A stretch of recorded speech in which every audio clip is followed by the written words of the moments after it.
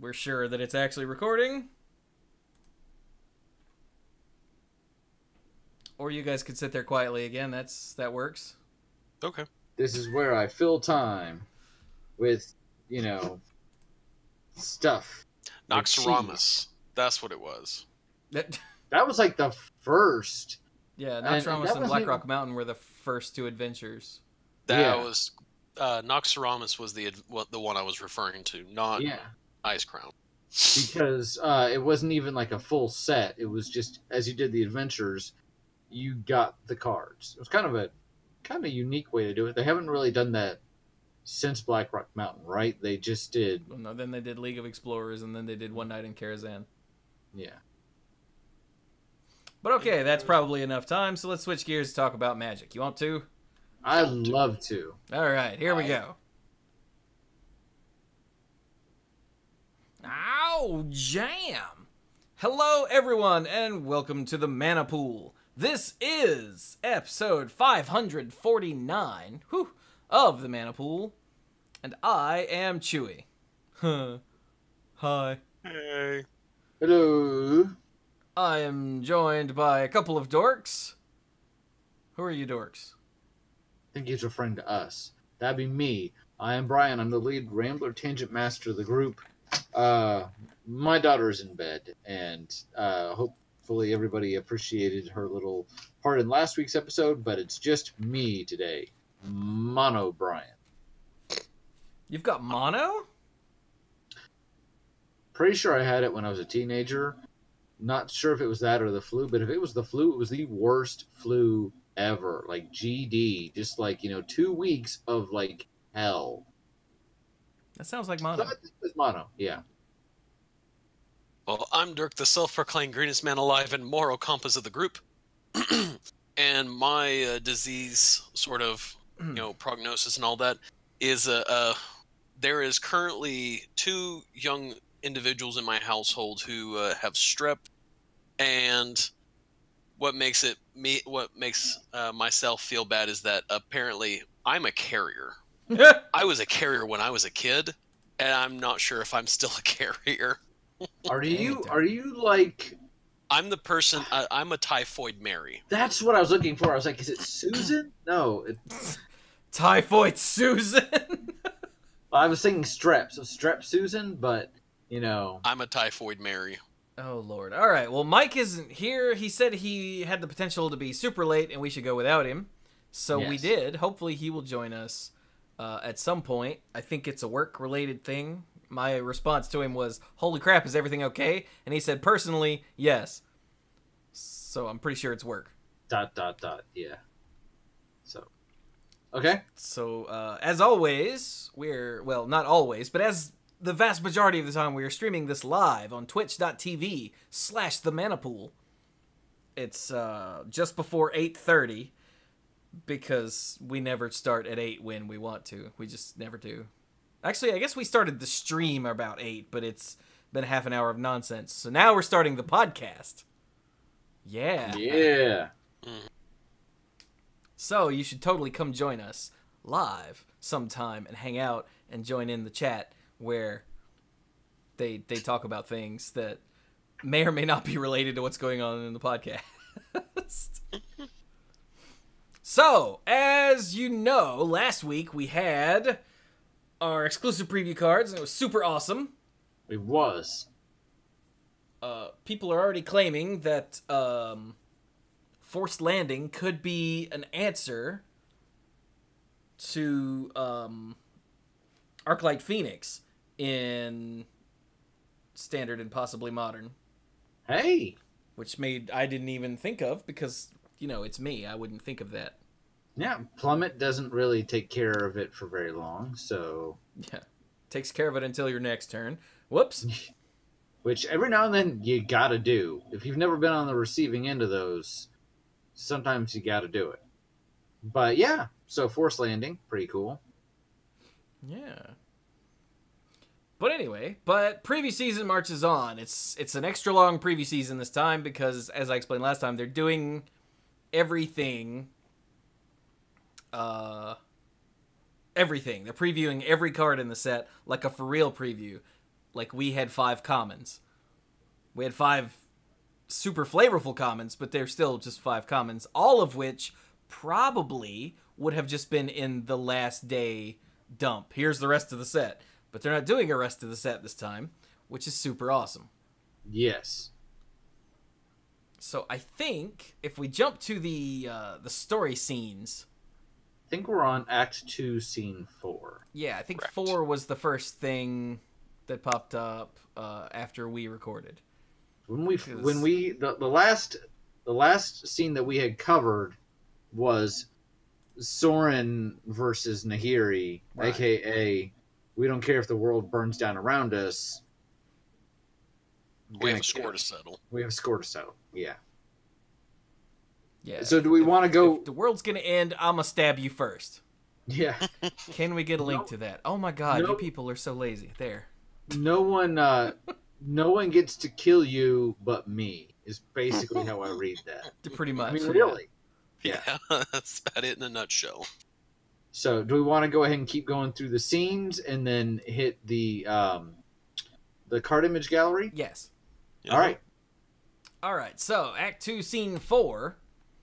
So, what's happening in this act? So I had some problems with Scene 4 and Scene 5 on Monday Night Magic, but the Discord server helped with this. It looks like, as far as we could tell, Act 2, Scene 4 is... It's like the city fighting back. Not quite. I think this is when the guilds all stop what they're doing. Like, stop dealing with all the crap that they deal with on a daily basis. And join in the fight. So all the crap that they deal with on a daily basis gets out and also joins in the fight. Yeah, I think that's actually a really good analogy if you look at what's going on here. Cool. Yeah, so we've got Tolsimir and Devouring Hellion. So Tolsimir is usually doing his thing, you know, whatever. And the Gruul usually have the Hellions doing something, but they're jumping into the battle. And the 2 weirds here escape from an Izzet lab and go wandering around the city. And then I don't know what's going on in role reversal, but it's funny. It's awesome. Yeah. Right. Well, I'll go ahead and start off with Tolsimir. Yeah, you will. Because you love the original, right? Didn't you have Didn't you have the a original deck? is one of my commanders. You got it. So go ahead. So Tolsimir, Friend to Wolves. For 2 green, and a white, so a grand total of 5. Tolsimir is an elf scout that's rare and is a 3/3. When Tolsimir, Friend to Wolves, enters the battlefield, create Baja, Friend to Elves, a legendary 3/3 green and white wolf creature token. When a wolf enters the battlefield under your control, you gain 3 life, and that creature fights up to 1 target creature you don't control. So the original Tolsimir could keep pumping out the Voyas. By pumping out, I mean you could tap him to create a 2/2 green Legendary and wolf. white creature token named Voya. Named Whereas Voya? this one named Voya. Yeah, named Voya. What's this one named? How the hell do you get Voya out of Voja? Voja? Is that a Voja. J, not a Y? That's a J. That's definitely It's a J. So, Voja. was It's like- the same wolf, but here, the old one's a 2/2, the new one's a 3/3. But you can't keep making more. However, there are other wolf creatures in the set. Mechanisms. Well, there are other wolf creatures in the set, so it's not just this one. It's whenever a wolf enters the battlefield under your control. So there's a little bit of tribal synergy. You can have, if you want to do like a werewolf or just a wolf commander set. This guy's a commander deck. This guy's a really solid option. So, but in limited, it's 3/3 and a 3/3, and one of those 3/3s gains you 3 life and hit something when it comes in. So seems pretty good. It's a little slow for constructed, I think, but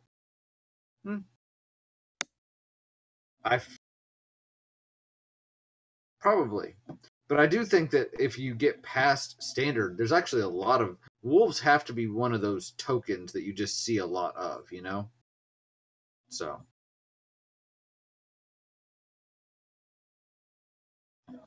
Yep. Yeah, she is a.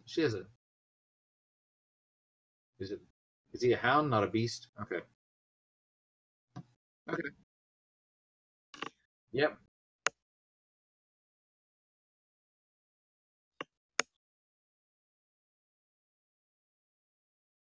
Yeah.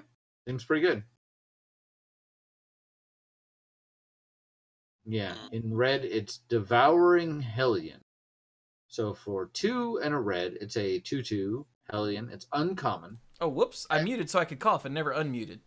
So, yeah, Voja shows up and messes someone up, and that's cool, is what I said that you didn't hear. That's the important bit. Sorry. Okay. So, Devouring Hellion for 2 and a red, it's a 2/2. As it enters the battlefield, you may sacrifice any number of creatures and or planeswalkers. If you do, it enters with twice that many +1/+1 counters on it. So, yeah, especially like in a tokens build, turn your saps or something into a giant thing. It doesn't have trample, but it can be really big really quick. And I love the flavor text. There's no crisis a Hellion can't make worse. Yeah, what's fun is with all the proliferate that's going on in this set too. Yes, that you are exactly correct. Yup. All right. Next up, we have a pair of weirdos. A pair of weirds. Yep. Because weirds. Weirdo weird. So since I'm already in red, let's do that one first. The Spellgorger Weird. For 2 and a red is a 2/2 common weird. So weird though. Whenever you cast a non-creature spell, put a +1/+1 counter on Spellgorger Weird. Yeah. Flavor text. Freed from their respective labs, the two weirds formed a partnership, feeding on the arcane energies of war. And then the blue one, whoops, I scrolled too far. Hang on. I'm opening these up in individual tabs so everyone can see them easily, in case you're wondering what I'm doing, you two. The Spellkeeper Weird for 2 and a blue is a 1/4 common weird. For 2, tap and sacrifice it. Return target instant or sorcery card from your graveyard to your hand. Flavor text. They worked well as a team, but they knew it couldn't last forever. Aww. You didn't know that War of the Spark was secretly a buddy, like a cop buddy story, except it's a weird buddy story. Literally. Seeing as they are weird. Are they, I feel almost like, are they trying to make a meme out of this? Are they trying to make the next flimmer flub with these? Where people look at it and they go, oh, that's cute. I think you mean Fibblethip. Yeah, whatever. The Lost. And no, I don't think so. I think it's just cute. Okay. But yeah, they're adorable. Look at them. Oh. I love how each one's in the other one's art in the background. Yeah. Yeah, the Spellgorger kind of scares me. Mm-hmm. Yeah, the Spellkeeper is fine. I mean, yes, it's going to feel really debilitating when they've got a counterspell or something in their graveyard, so you're just like, okay, is it ever safe to do anything?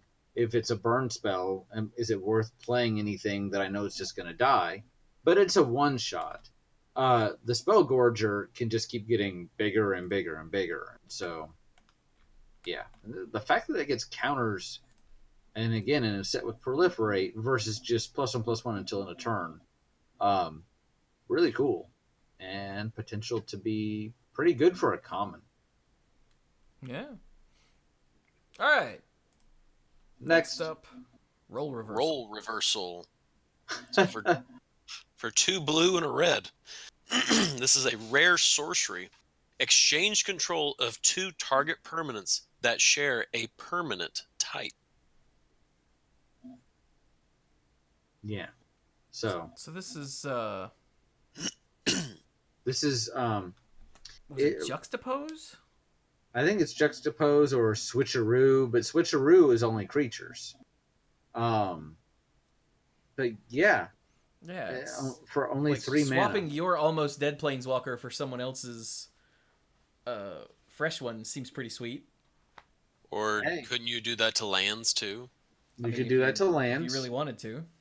Well, heck, If I they mean, got a nice land that makes them lots of color. or if they've just spent the last like 5 turns finally working on getting their transform land from Ixalan, the enchantments are things that turn over into lands, and you're like, yeah, that's pretty cool. Here, have a plains. You know how you're giving them a plains in your blue red deck. I don't know, but here, have an island. Oh man, you know what's really cool? What's that? So later we'll see a Nissa who wakes up lands and makes them big. Like, oh, Yeah. I'll take your big behemoth land. Here's this mountain. Yeah, yeah. Appreciate ya. But yeah, you could swap out creatures and, you know, that big weird that they just made, the spell gorger, and give them like a 1/1. Yep. Thanks for putting all that work in. Here's a goblin. Nerd. Anyway, I like it.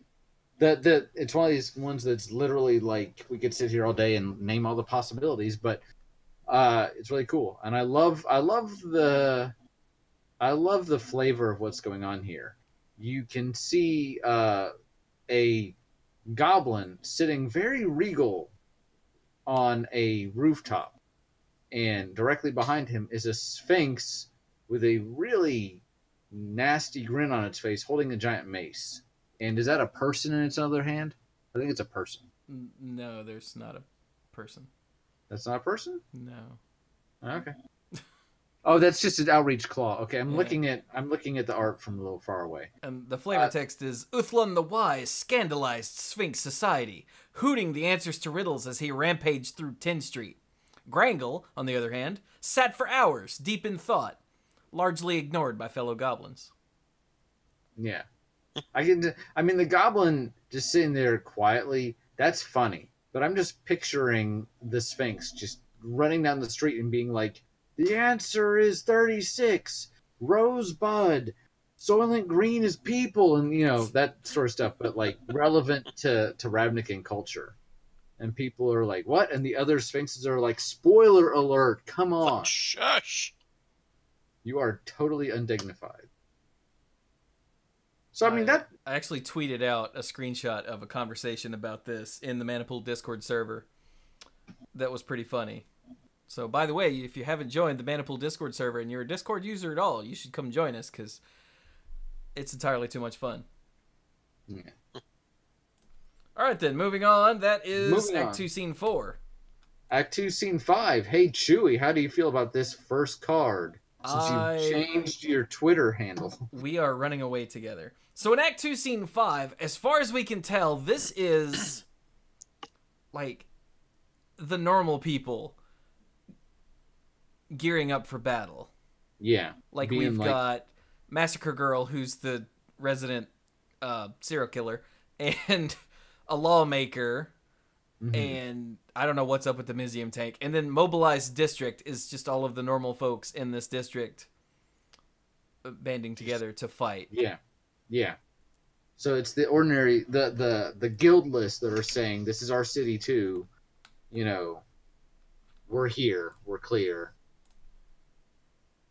We're not taking this line down. So Massacre Girl. Yeah. We are running away together. For 3 black is a 4/4 legendary human assassin who's rare. She has menace, cause look at her. Of course she has menace. And a 4/4 with menace is serious business. Yeah, like that's a lot. That is a lot. But that's not the good part. The good part is when Massacre Girl enters the battlefield, each other creature gets -1/-1 until end of turn. Whenever a creature dies this turn, each creature other than Massacre Girl gets -1/-1 until end of turn. I love that it's almost like she's Massacre Girl. It's almost like a play on Massacre Worm. Just a little bit. No, it's pretty much a play on that as far as magic goes, yeah. Yeah. Massacre Worm is devastating because it also causes loss of life. She doesn't do that, but She just kills If, everything else. She just kills everything else. If there's any sort of staggered, like here's a 1/1, there's a 2/1, here's a 3/3, then if there's anything like that, you're going to pretty much wipe the board. Or before you get feeling like, oh well, here's it jumps from 1/1 to a 3/3 or whatever. If there's two things at the same level, like you have two X1s, then you're getting two triggers. So the potential for shenanigans with this and widespread death and chaos, but when I mean shenanigans, is high. Yeah, and like people have been comparing her to Defile and Lord Godfrey in Hearthstone, but she's even better than that. Like Defile and Lord Godfrey need something to die so they'll trigger again. Yeah. But the way triggers work in Hearthstone, if there are like 3 1/1s and a 4/4, then when she shows up, everything will get -1/-1, and then the 1/1s all die, so you get 3 more triggers. So that 4/4 also dies. Yes. But that wouldn't happen in Hearthstone. Yeah, in Hearthstone, if anything dies, it just happened again. Yeah. Once, no matter how many things died. So, like, with Defile, you'd need a 1, a 2, a 3, a 4, a 5, in order to kill all of those. Yeah. And with Godfrey, Godfrey did 2 damage each go-around, so you'd need, like, a 2, a 4, and a 5, and a 7, whatever, to keep doing the damage. But Massacre Girl stacks the triggers and just murders everything. Like, it's so great. Yeah. Nice. I love the fact that lore-wise, she's actually been alluded to in flavor text previously. So she's just kind of been this figure that, was running around, and she was on the Boros most wanted lists and that sort of stuff. Although she seems to be politically connected somewhere because she doesn't, nobody can really find her. She's a little bit like, okay, this is a bit of a bad analogy, but, for notoriety, she's a bit like Jack the Ripper of Ravnica. Doesn't only target prostitutes or anything like that. Kids, ask your parents. But as far as like, or maybe don't, maybe don't. But as far as the notoriety, the legendary killer in the shadows, that's her. Yeah, she's been on flavor text on. She was mentioned in Thrill Kill Assassin, I think it's called. And she was mentioned on. Or she was quoted on some Azorius spell. It says that you could always count on the Azorius to ruin a good party, but I can't remember what the spell was. But it doesn't really matter. Because that's not the point. Yeah. Cool. Yeah. And yeah, she spreads confetti on the bodies, which is Clues' favorite part. Like if you look real close in the art, if you go to the card image gallery, you can right click and hit open image in new tab and it'll show it to you bigger. And yeah, you can make out confetti on all the bodies because she's still Rakdos. It's still a party. Yeah. her victims are participants. Maybe not willing, but she couldn't be there without them, right? So all right. Okay, moving on. Next up, we've got Tomic, Distinguished Advocist. This was actually previewed by an article by Melissa DeTora on Friday. He costs 2 white for a 2/3 with flying. He's a legendary human advisor, and he's rare. Again, he has flying. Lands on the battlefield, and land cards in graveyards can't be the target of spells or abilities your opponents control. Your opponents can't play land cards from graveyards. And you're like, how can you do that? Well, obviously with Crucible of Worlds is the big thing. So it was interesting reading the article. It sounds like fairly early in development, they wanted something like a creature with these stats, a 2/2 or a 2/3 with flying for 2 mana. Because you're making a set with 36 planeswalkers. There's going to be planeswalkers around. You're going to have to deal with them. What's an efficient way, or what's an answer to them to keep them from getting completely out of control? And here you've got an evasive creature that deals decent amount of damage that can come down early before the opponent is really set up, and that is outside of shock range. So right there, I mean, he does a lot. His stats are good enough that he probably needed to be legendary. And then the rest of the text is basically a flavor, a safety nozzle on if something like Crucible of Worlds kind of got past the Future League, and they're like, we need to make sure there's a way to keep it from getting completely out of control. So, yeah, kind of an interesting little package here, and maybe not the most exciting from like, wow, this is really bombastic, but I will take a 2/3 with flying for 2 mana any day. That's just solid, you know. Just so wait, was all that about the safety valve and whatnot in her article? Yes. Oh, okay. Yeah. I'm not really saying anything new. This was all covered by the article. Definitely a good read. But yeah. It's also a potential thing for modern too. Mm-hmm. Yet another hate bear for the hate bears deck. There you go. Yay. Yeah. Pretty Next. cool. Yeah, I like him. I feel like he's pretty solid. You look at him and you're like, this is what I do. Next.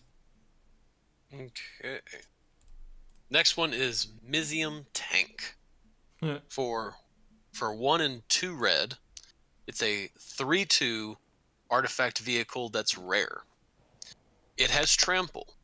Whenever you cast a non-creature spell, Mizium Tank becomes an artifact creature and gets +1/+1 until end of turn, and it has crew of 1.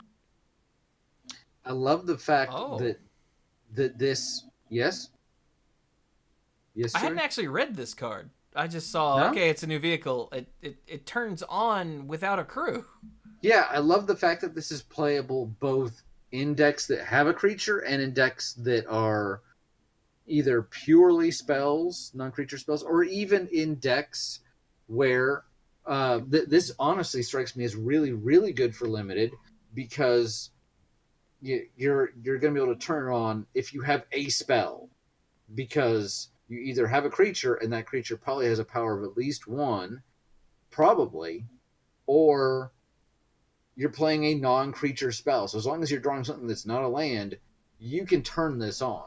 So I really like that. And it goes very well in limited, but also in constructed decks where maybe you want to have a finisher like this to get in there and poke them for damage.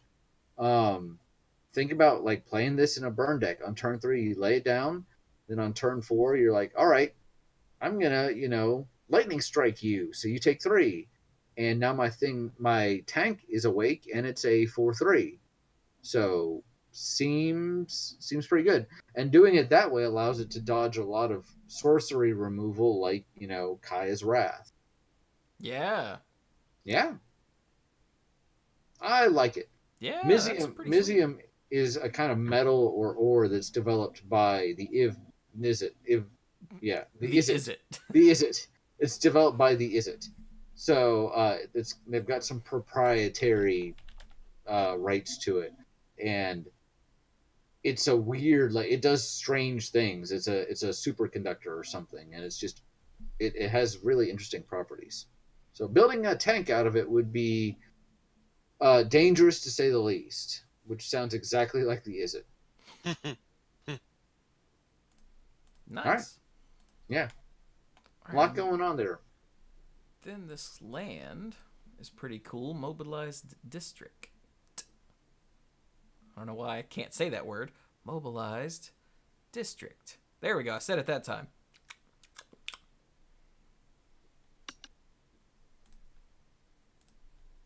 Okay, I'll read it. So it's a land that taps for colorless mana. It's rare. And you can pay 4. And it becomes a 3/3 citizen creature with vigilance until end of turn. It's still a land.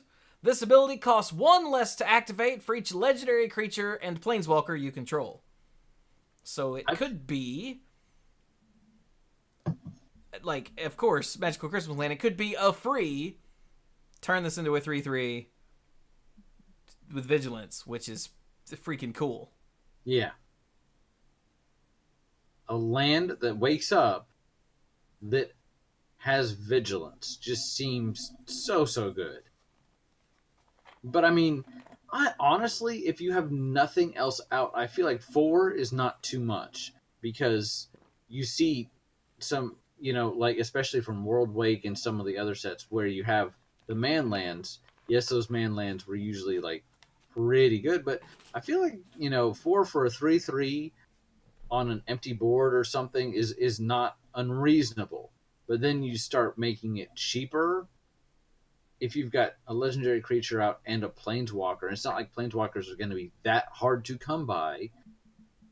This costing 2 seems really good, and it's another good way to answer planeswalkers because you can just kind of rumble in if they don't have something to stand in the way. So yeah, I mean, seems pretty good, right? Yeah, and then on your turn, since it has vigilance, it's there to be tapped for counter magic. Yeah, I like it, and it's kind of I guess I'm kind of a sappy guy, but it's kind of like it's the city coming together. It's the ordinary people that are saying, you know what? No, we live here too, and holding hands with each other. I liked the original Spider-Man movie, the Sam Raimi Spider-Man, and it's the scene where, spoiler alert for what, like a 15, maybe 20, oh God, I'm old, year-old movie. It's got to be at least like 18 or 19 years old. The scene where the Green Goblin's swooping down at the bridge, and all the citizens are like chucking stuff at him, right? And they're all like, hey, leave him alone. There you go. Well, that was 5 minutes of our life we'll never get back. Oh, it was only like a minute and a half. 37. 37, right. Okay, so that's Act 2, Scene 5. Yes. Act 2, Scene 6. So this was our scene. This was Monday. This was the sky battle over Ravnica. And again? What? No, because this is the scene that happened the day our previews went live. Oh. Yeah. Okay. Yeah. Our previews were part of Scene 6 here. Yes. Oh, okay. This is not, when you click on these are not all of the cards that were showed that day. Otherwise, this list would be a lot longer. These are just some highlights. But some pretty serious highlights. This is some serious stuff right here. I saw, like, literally, like, half of these cards. I'm like, what? What? So, yeah. So, hey, Derek, things are getting first? Serious. Rally of Wings. For 1 and a white, it's an uncommon instance. Untap all creatures you control. Creatures you control with flying get +2/+2 until end of turn. Yeah. That seems pretty good. Yeah. For 2 mana? Yeah. Even the clouds. Go ahead, you do it. Okay. Even the clouds became a field of battle, known as the Sky Theater. It saw the Eternals clash with squadrons of angels.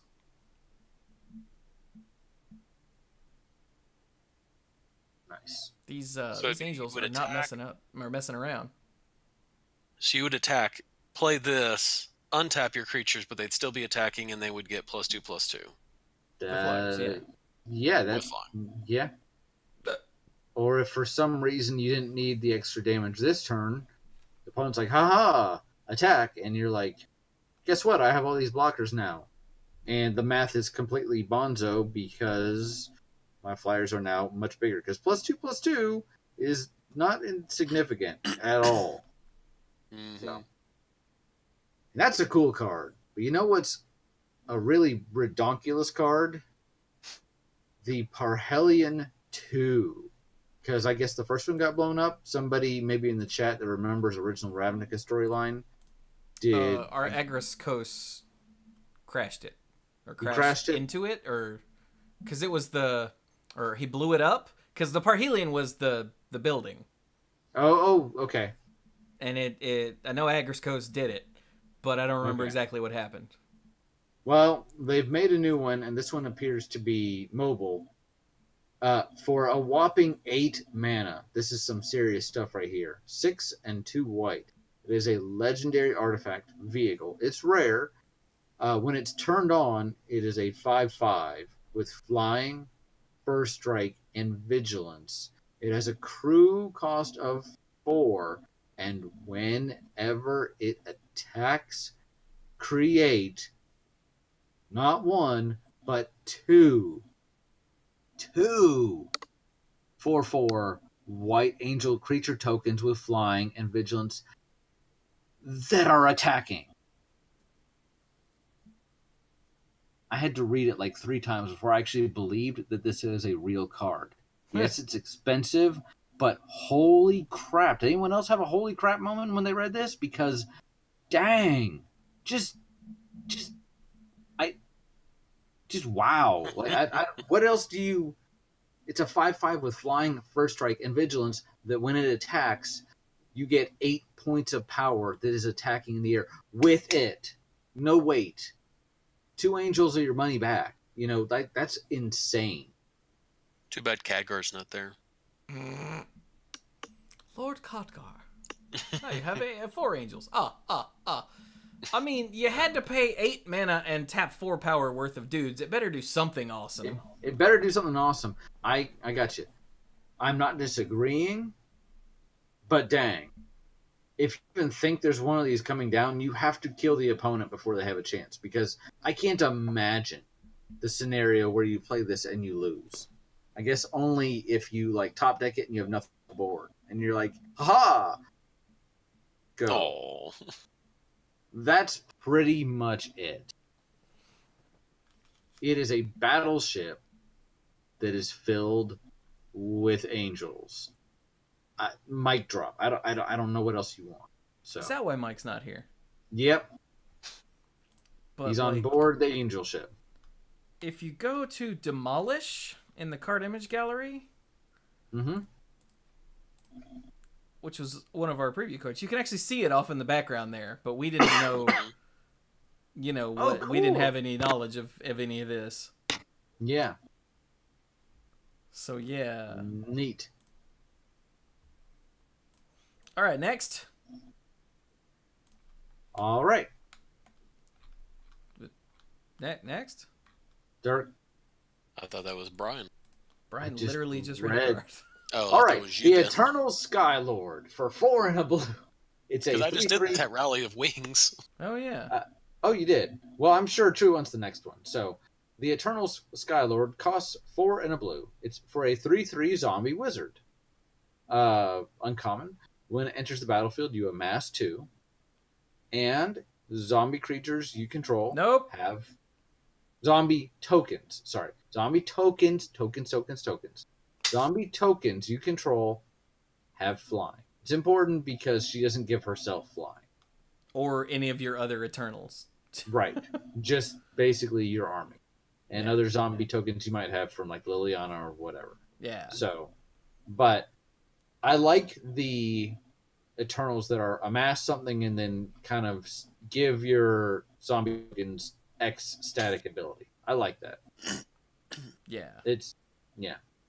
And the Eternal Skylord here, like, she just looks like a badass Sky Commander, doesn't she? Yes. She does. Yeah. Yeah. Oh, you said I wanted to know. What is the next one? The next one's Feather. Oh, cool. There you go. Merry Feather. Christmas. This is what I got you. Feather might be someone who could try to tempt me away from Massacre Girl. But what if you want a double date with both? Well, then we'll all die, so maybe not. Yeah, that's true. So Feather the Redeemed costs... Hey! What? Hey. Mike there? Yo. Hey, Mike's here! Let me get rid of this 404 error. Hey, buddy. All right.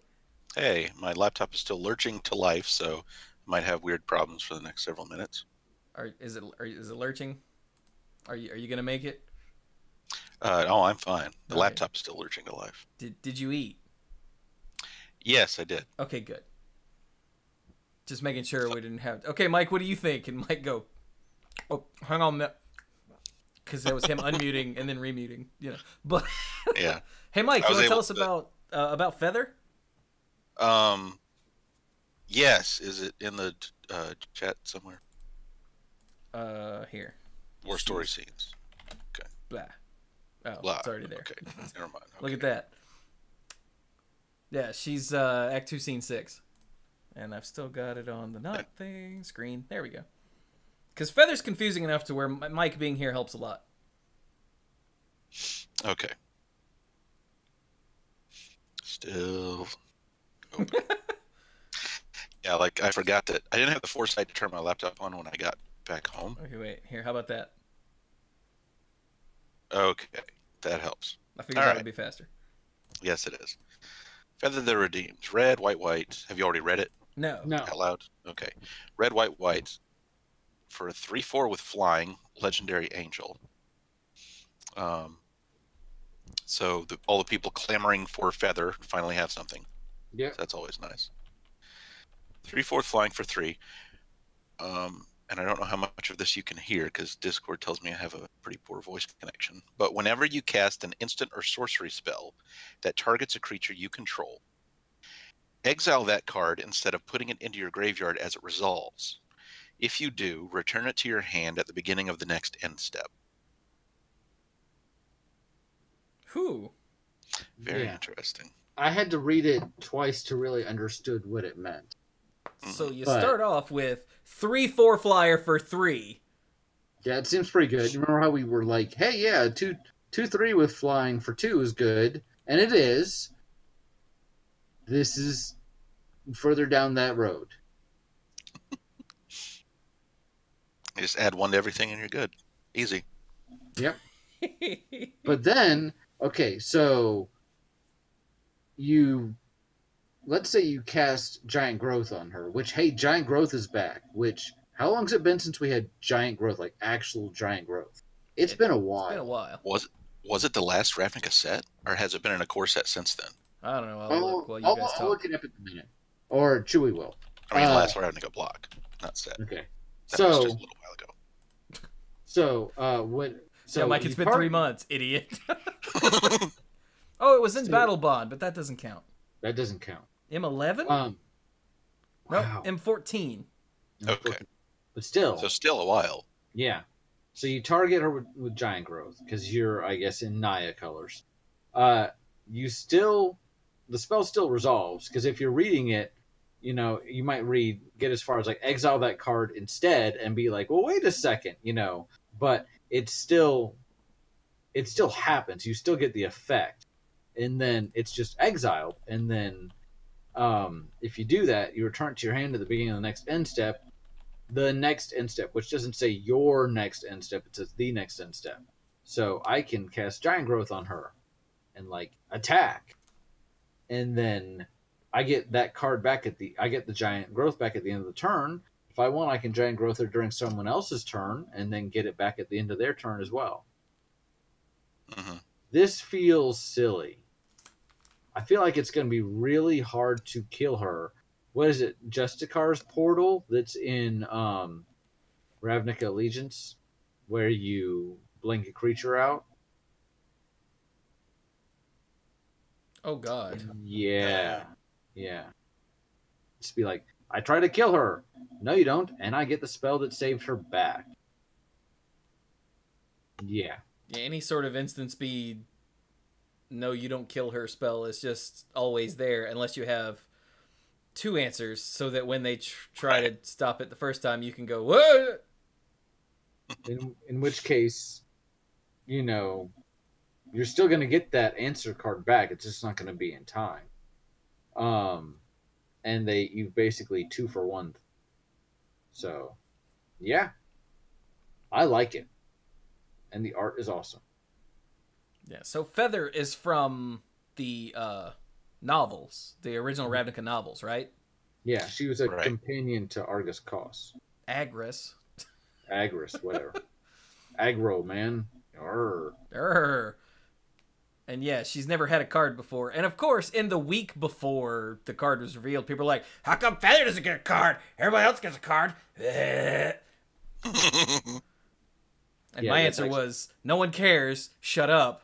And then, okay, they got Feather, so it turns out someone cared. Yeah. But Far Helium is also in the back. Oh, yeah, there it is, up in the top. Yep. Oh, cool. But, yeah, so for the 12 people that read the original Ravnica novels, they're excited, and everyone else is like, that card's amazing. Yeah, they did a good job with it. This is not an instance where, like, you remember Okagachi, where they made it into a card, and we were like, "This is cool." Lame. But it doesn't feel like this. Actually feels like it's a good representation, and it's an awesome card. Mhm. I feel like this should be this feels almost like too obvious, but any kind of pump spell that also draws you a card feels really, really, really good here. Just the best. I'm not even going to name them. You can find them, I'm sure. And a lot of them are at common. Something like, target creature gets +1/+0 and first strike, draw a card, anything like that. Suddenly feels really good. Yeah. Yeah. All of the do a little thing, draw a card spells are just like, woo. Yeah, as long as they target a creature you control. Oh, by the way, Mike, it was M14 and also Return to Ravnica was Giant Growth. Okay.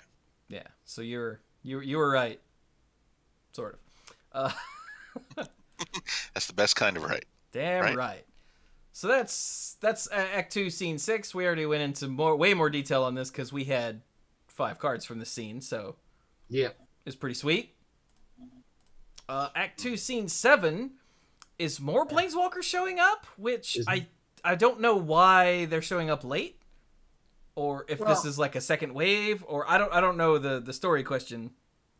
I think some of them are showing up like in a second wave, because I think Chandra and Jaya had other places to go after Dominaria before they could come right here. So, but they're here now, and we've got awesome planeswalkers. Yeah.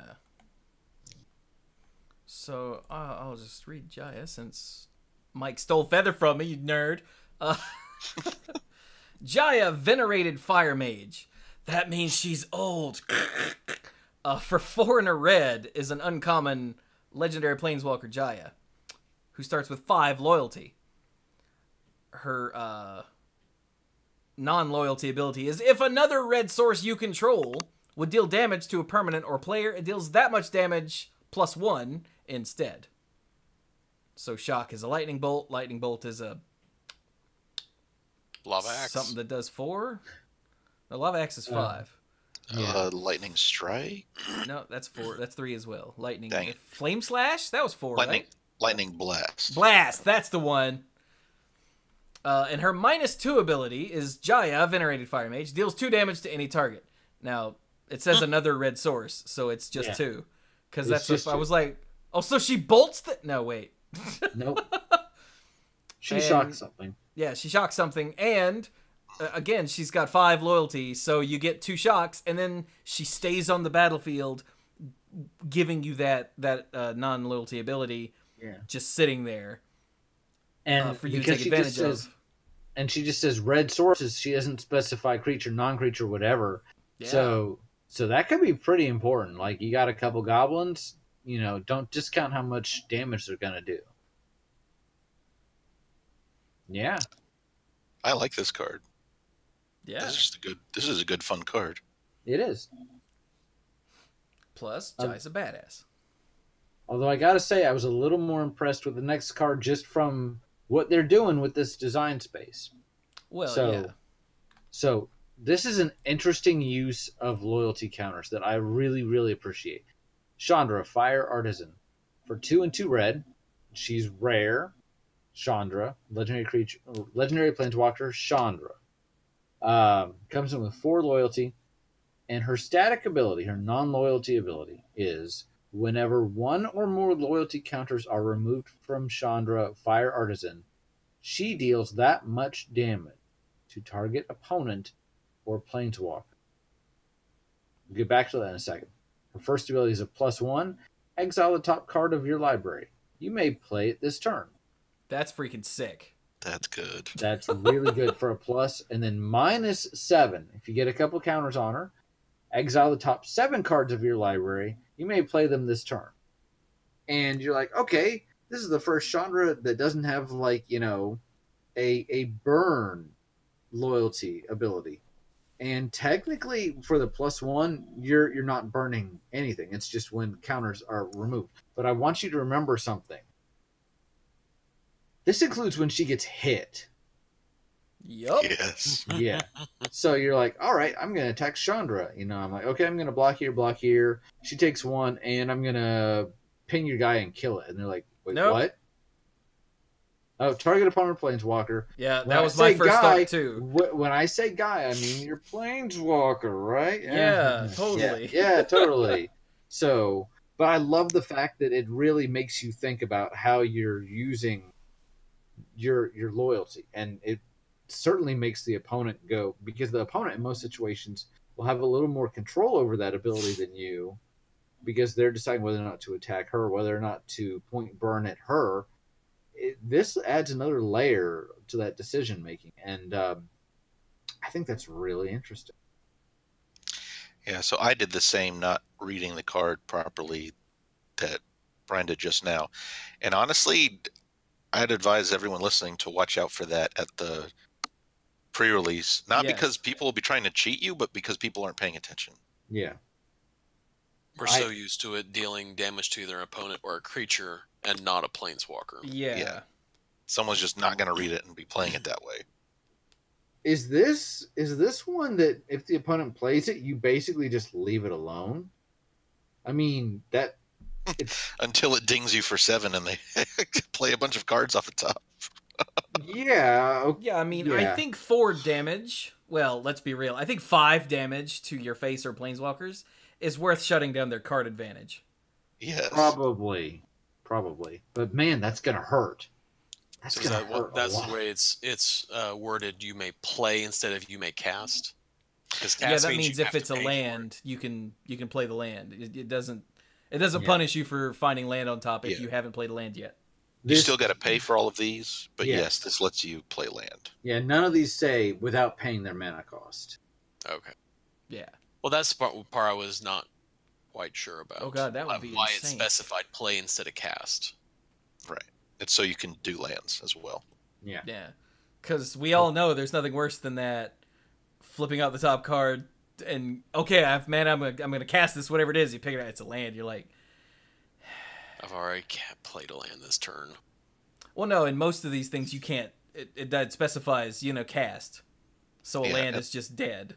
Yeah, because lands can't be cast. Yeah. Okay, got you. It's a weird little quirk of the rules. Yeah, so with this one, if you can, be sure that you don't play land first. But I really like her. I think she's awesome, and it's cool. Like story-wise, I think she doesn't have a burn abilities because she's been working, like she's been being taught by Jaya, who's taught her to chill. Like you don't have to set everything on fire, you loony person. Yay! Yay. Our fire mages are sweet. The next one is not. Oh god. It's Karn. What do you mean not? I mean, not. He's not a fire mage, but he's still sweet. Well, no. Yeah, he used to be a pacifist. He used to be a lot of things, like a giant statue. He That also didn't used do anything. He also used to be, the leader of the Phyrexian son. Anyway. Father of machines, much. So go ahead, Dirk. Karn, the great creator. For 4 generic? Yes. Just for 4. Yeah, for 4 generic, you got it right. All right. Still having fun with that. Old habits, man. Old habits. It is. 5 loyalty. He's a rare legendary planeswalker. His static ability is activated abilities of artifacts your opponents control cannot be activated. So if they're playing artifacts or vehicles or anything of that sort, yeah, that ain't gonna happen. Oh man, that does shut off vehicles, doesn't it? Yep. Yep. Turns them off. Someone's like, Leave the keys in the ignition. Karn essentially comes and EMPs their vehicle. They're like, will you come on? We gotta go. Have you tried the hell turning is it going off on? and then on again? And then you look up and you see Karn standing there like at the hot dog stand next to the red light. And you're like, come on, man! Karn's like, sorry. So, since he's rare, he gets 2 planeswalker or loyalty abilities. So his first one is +1. Until your next turn, up to 1 target non-creature artifact becomes an artifact creature with power and toughness, each equal to its converted mana cost. Is that just Karn's touch? Pretty sure it's Yeah, fine. and it's also the activated ability on the original Karn creature card. Yeah. That's pretty cool. Yeah. So bringing back the magic. Call And it. his second loyalty one is a -2. You may choose an artifact card you own from outside the game or in exile, reveal that card, and put it into your hand. Seems pretty good. That is pretty big. Draw a very specific card for just -2 loyalty. Yeah. When he starts with 5, Mm-hmm. yeah. From outside the game or in exile. Yeah. Yep. Jesus. So essentially, if you have your sideboard, like it's side something, but your sideboard, you can essentially just be like, that card. Your side swipe. Yeah. There you go.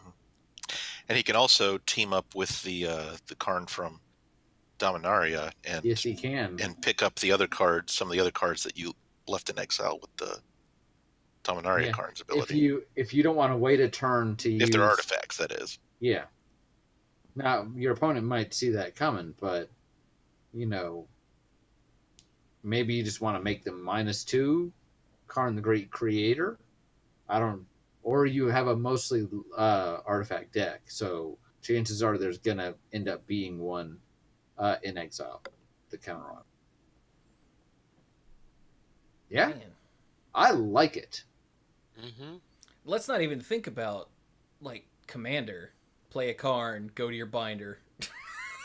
Mm-hmm. The official rule for Commander is that any card that references getting cards outside the game doesn't do anything unless the group comes to a decision beforehand on exactly what it's allowed to do. So just be aware of that, everyone. Some people say, fine, you can go look through your collection. Some people say, well, you should have like a little 10-card sideboard to pick from, a 10-card wish board to pick from. Some people say, no, that's silly. It doesn't do anything. So it just depends on what your group decides, how your group decides to handle it. So I can go get my binder, right, you guys? That's how we've handled it in the past. Yeah. Okay. I think there was one time where I just described a common card that I really needed in that situation. You guys let me have it, even though I didn't go get it. That sounds about right. I think I remember that. Mike's gonna have to go back to his room and go and dig it out, and we're like, no, just don't worry about it. Yo, wait, was that in college? Play that card. Yeah, it was in college. Yeah, because why? We're like, yeah, we know. Because otherwise So- you'd had to go back up to the freaking, what'd you live on, the second floor? Yeah. Uh-huh. Yeah, so... Yeah, I was using a Death Wish, so I was paying half my life to get some common removal spell to get rid of one of Corey's enchantments. And you guys were just like, yeah, fine, whatever. And, the funny thing is, maybe he didn't own it after all. And we were just like, yeah. No, that was Mike. He had it. I can't remember I whether know. I checked. Oh my god. Jay Spencer Corey's said, can we like, talk I heard about that. the... I want to do a do-over. Jay Spencer just said, can we talk about the Mycosynth lattice in the room? And 10th Tech Priest said, no. And I think that's correct. Yeah. Yeah, Hell they're, no. Oh, I don't have the Twitch chat open. Oh my god. Well, you're late. It's fine. Okay, so moving on. Our last two friends here. Whoops, wrong way. We have Saheeli, Sublime Artificer. For 1 and 2 blue-red hybrid. She's an uncommon Saheeli Planeswalker, clearly. She starts with 5 loyalty. Whenever you cast a non-creature spell, you get a servo. Hey! She still makes servos. She does. You know what's a non-creature spell? Planeswalker. That is true. And her loyalty ability -2. Target artifact you control becomes a copy of another target artifact or creature you control until end of turn, except it's an artifact in addition to its other types. So she goes, hey, you, healing fountain. And the healing fountain goes, yeah. It's like, you're a, I don't know, whatever that big, a dragon. And the healing fountain goes, I am a dragon, and flies over and punches your opponent. And that makes me happy. There's no card called Healing Fountain, but a Fountain of Youth. That's the one the one that cost 0, that we all played with when we were like 12. Yeah. And by we all, I mean me and Mike. I didn't play the game when I was 12, but as soon as I started playing with you guys, I definitely traded someone for a Healing Fountain. Because did you know, or Fountain of Youth, did you know that it costs nothing and it gets you a life every turn? Every single turn. Good. As long as you, paid 2? Yeah, it's 2 and tap, I think. Because it's free. So, of course, I got to balance that out. You don't want it to be broken. But, yeah, Saheeli is pretty cool. Yeah. She's still up to her same old tricks, but her same old tricks got her banned in Standard. So, okay, it wasn't her fault. Exactly. Felidar... Guardian? Yeah, Felidar Guardian. Yeah. I heard you like blinking things, so let's blink things with the things and blink them. Crazy cat lady. Oh yeah, she wasn't banned, was she? It was just the Guardian. Yeah, it was the Guardian. Okay, sorry. It got her kitty banned in Standard. Excuse me. But then she was essentially banned in Standard because no one ever played her in Standard ever again. Yeah, she didn't do anything else. Because if it's not busted, we don't care, apparently, is how that works. Yep. And then finally, we have Dovin, Hand of Control. And this guy looks like he's still on Bolus's side from what we've seen. Maybe he'll come to his senses. We'll find out. For 2 and a white-blue hybrid. Comes in with 5 loyalty, same as Saheeli. He's an uncommon, legendary planeswalker, Dovin. Artifact, instant, and sorcery spells your opponent's cast cost 1 generic more to cast. Brutal. Yes, he slows the opponent down. Doesn't stop their creatures, though. -1 loyalty. Until your next turn, prevent all damage that be dealt to and dealt by target permanent opponent control. Slows them down and slows their damage output down. Notice it says permanent, so you could be like, hey Chandra, take a break. Yeah, true. Johnny was like, okay. Because that's what you do when you take a break, right? Yes. You sort of yawn and stand there. Anyway. You might want to lie down. But all right, that does it for Act 2, Scene 7. We have one more Act 2, Scene 8 that is up on the main page as of when we're recording today. Oh my god, and this is serious. This is, so you remember Nissa? I do! Oh, wow. Last time we saw Nissa was at the very beginning of Dominaria. And she didn't even get a card in that set because basically, after Bolus whipped the gate crash, she was like, I know I kind of signed up for this, but I didn't really sign up for this. And I want to go back and make sure Zendikar is doing well. And there's that art with her walking away from the others, and the image, the glyph of her oath is like on the ground, broken. Because she's like, I got to do my own thing. Well, obviously she's not given up entirely, and she understands that Bolus is a big threat, and she is here to throw down, and throw down is what she's gonna do. And I'll tell you right now, what's happening in all of these cards is she wakes up V2 I don't mean wakes up like, hey, you're a big tree, it's noon already. What are you doing with your life? More like she animates the whole thing and goes about being a badass. So, yeah, right so away. Let's do these out of order. Okay. Like, we got to start with the awakening of V2, right? Sure. Right. So, hey, I Derek, feel like this that's is the so first you. thing that happens. Yeah. So, Yeah. Awakening of V2 costs 3 and 2 greens, so a grand total of 5, and is a rare instant. Says, put 9 +1/+1 counters on target lands you control. It becomes a legendary 0/0 elemental creature with haste named V2 It's still a land. And the flavor text says, the Eternal Armies advanced on V2 All Nissa's command. At Nissa's command, V2 advanced on them. Gosh.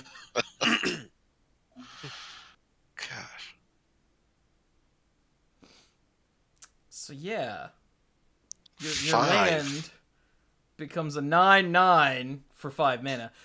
And it gives it haste just so you don't get that, oh, this is the one I just played this turn on Arena. And it's an instant. And it's an instant. Instant. It seems like it's safe to attack now. After all, it's turn 5, and I've got this 5/4 that I played last turn because I'm I'm ahead of the curve. That's cute. What happened to my 5/5? A tree ate it. The tree ate it. A tree didn't eat it. A tree put its foot down and squished it. But to be fair, it was a really big tree. Yeah. Or even something as simple as, okay, go. Okay, end of turn, surprise 9/9. On tap, upkeep, draw. Yeah. Wait, what? This definitely raises the bar on, you're doing combat math and you're like, how much damage am I going to take next turn? As long as I don't take, they've got like 3 power on the board. I'm fine. I'm not fine. And what? They've got like a giant growth? I could take 6 on the crackback. It'll be fine. It'll be fine. And you want to know the funny part? These are +1/+1 counters, so proliferate. Oh, yeah. Yes. No trample. No trample. Although if you want to talk about outside of this block, or I'm sorry, outside of this block, in Ravnica Allegiance with the Simic, you have the enablers that are like creatures with +1/+1 counters on them that you control do XYZ. And I'm pretty sure there's at least one that says they get... In fact, there's 2 that have trample. It's the legendary Merfolk, and it's the Frog Troll. Both of them say that creatures you control with +1/+1 counters on them have trample. So, yeah. So that's pretty cool. That's very cool. Now remember, V2 isn't just a tree. It's a legendary tree? What? I hate you so much. I literally thought that's where you were going with that. I'm sorry. It's the Guild Hall. Is that what you were going to say? Yeah, it's... Like, what's its full name? Vitsugazi, the city tree. The city tree. I assume that means it's big and has a... It's big enough to have, like, a city. Yeah, it's a sizable complex. Yeah. It's not just a tree sitting there. It's a big complex of buildings, too, that are built in and around the tree, which is a very, very big tree. Let's not forget that. Yeah, this is like the tree from freaking Avatar. Or, like, Yggdrasil getting up and punching you. Like, this is not screwing around. This is not... Or Yggdrasil, if you're familiar with that. Wait, that's what I said, isn't it? Oh, my audio blinked out. Okay. I was like, what did I say? I meant to say... Dementor in the chat just pointed out, if you cast 2 of these on the same land, you get an 18/18, which is funny. Let's not forget, just when you do that, you go, comedy! And then you swing. Yeah. Like, luckily, the only good thing about it is that you can't spread it out, so you can't cast one on one land you control and cast one on another one because they're legendary. So, I mean, you could, but you're going to lose one or the other. So. Stark also just pointed out that, hey, don't forget, it's still a land, so if you really need to, you can tap your 9/9 for mana. Which will come up on some occasion and make you go, aww. But hey, if you got to do it, wouldn't you rather have the choice? It's true. All right, next up, we're toppling the statue. Yep. So I'll take this as nice and simple. Topple the statue. 2 and a white. Common instant. Tap target permanent. If it's an artifact, destroy it. Draw a card. So it's 1. It's got the magic words. That makes everything better all the time. And tap something, draw a card has just always been a thing in Limited. Mm-hmm. It's also destroy an artifact, draw a card, which is amazing. Yeah. But the card itself is less important on this one. This one is a story spotlight. It's Vitu-Ghazi knocking over the big statue of Bolus. The statue. What did you call it, Mike? The statue of anti-liberty. That's the one. Yeah. Bolus cared little when his statue fell, thinking it a useful distraction, underestimating the surge of resolve it gave his opponents. So this is one of those turning points where this massive symbol of Bolus being a filthy meanie head gets destroyed, and everyone rallies around it and starts to fight back.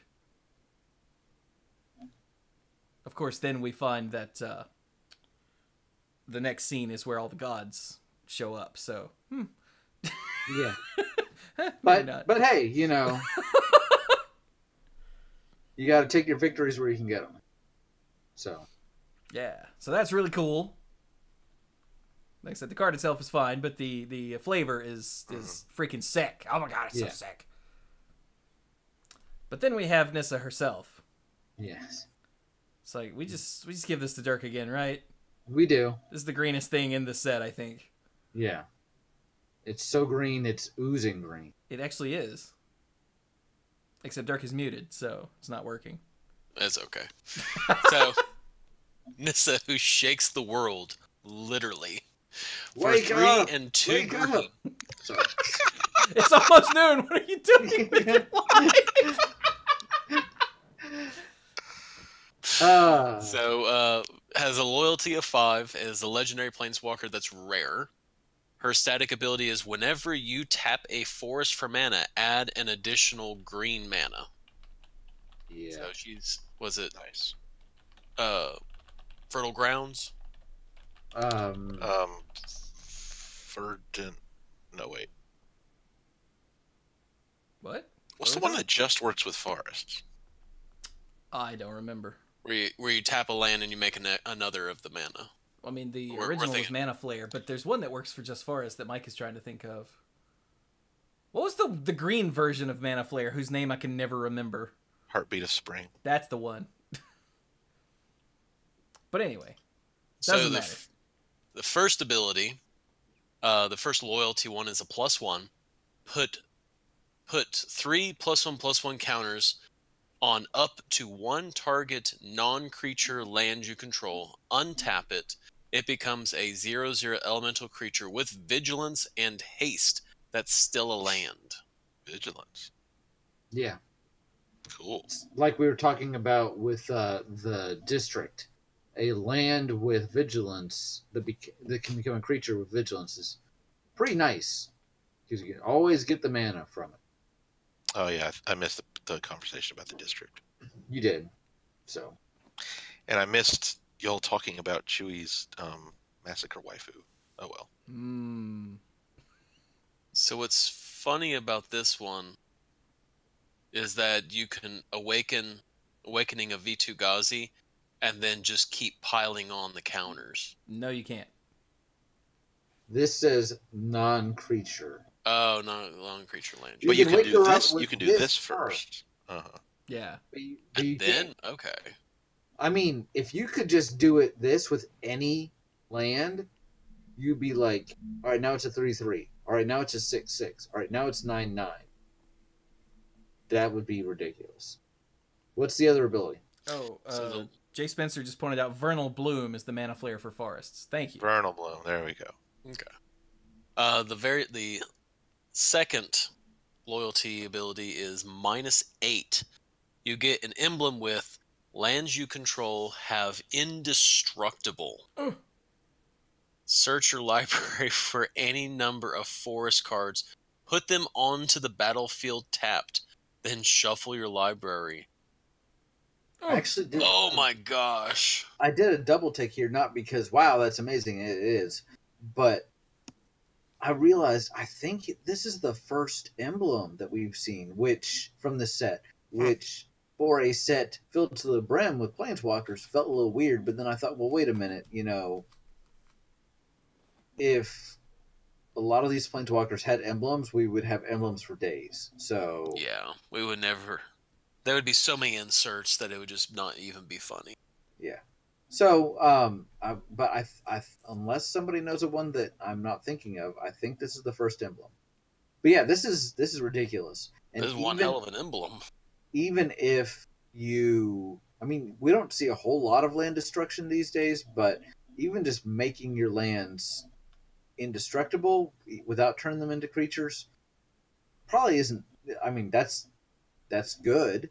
And then the fact that you can then later turn them into creatures like 9/9s seems pretty good. What's funny about her is, to me, is she cries for you to play a mono green deck. Mm-hmm. Although, if you splash into other colors like red, if you want to be really, really mean, I don't suggest this. No, I understand splashing, but again, she would be best in a mono green deck where your lands are just forests. Because if you get her out early on, she will empty your deck of lands, or empty your library of lands. I get that. Dump them all onto the battlefield. But what I'm saying is that if you want to be mean about this, you can, I hate to say it, I don't want to be that guy, but if you get the emblem, you can turn around and say, okay, great, Armageddon. If you want to be that guy. Yeah. Or if you don't want to have friends anymore. Yeah.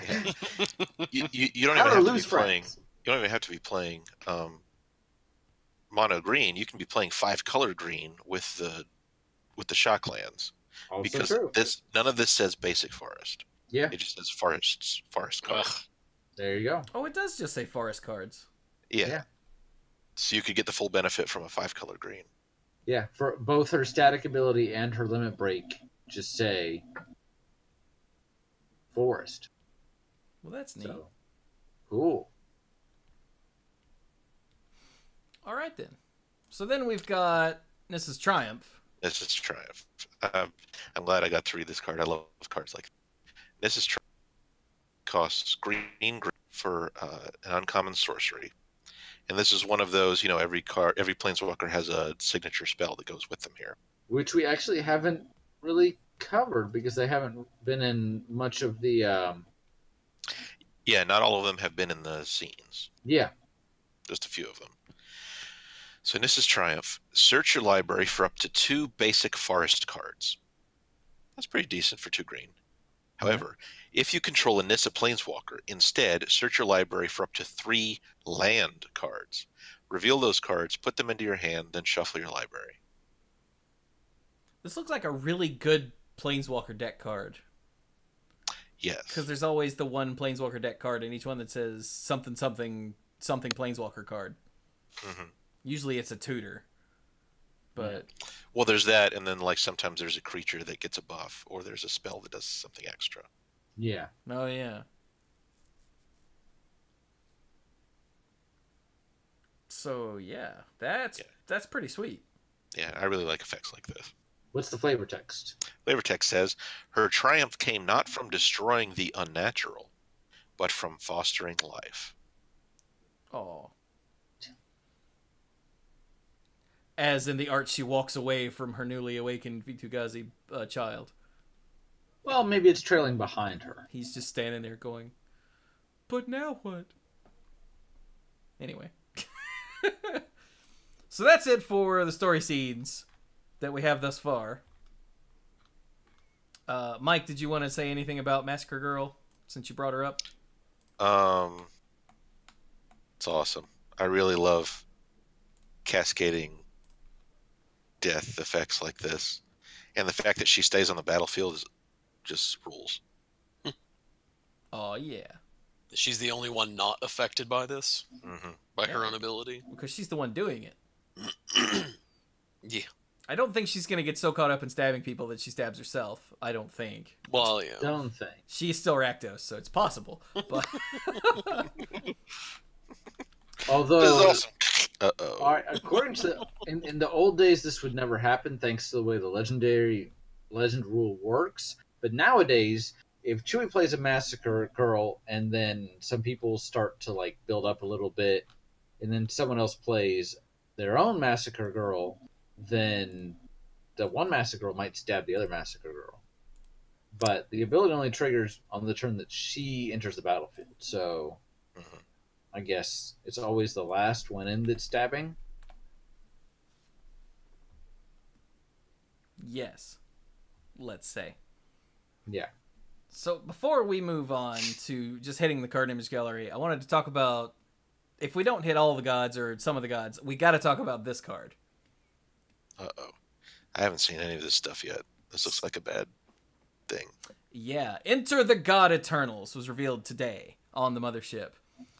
It's a rare sorcery for 2 blue, black.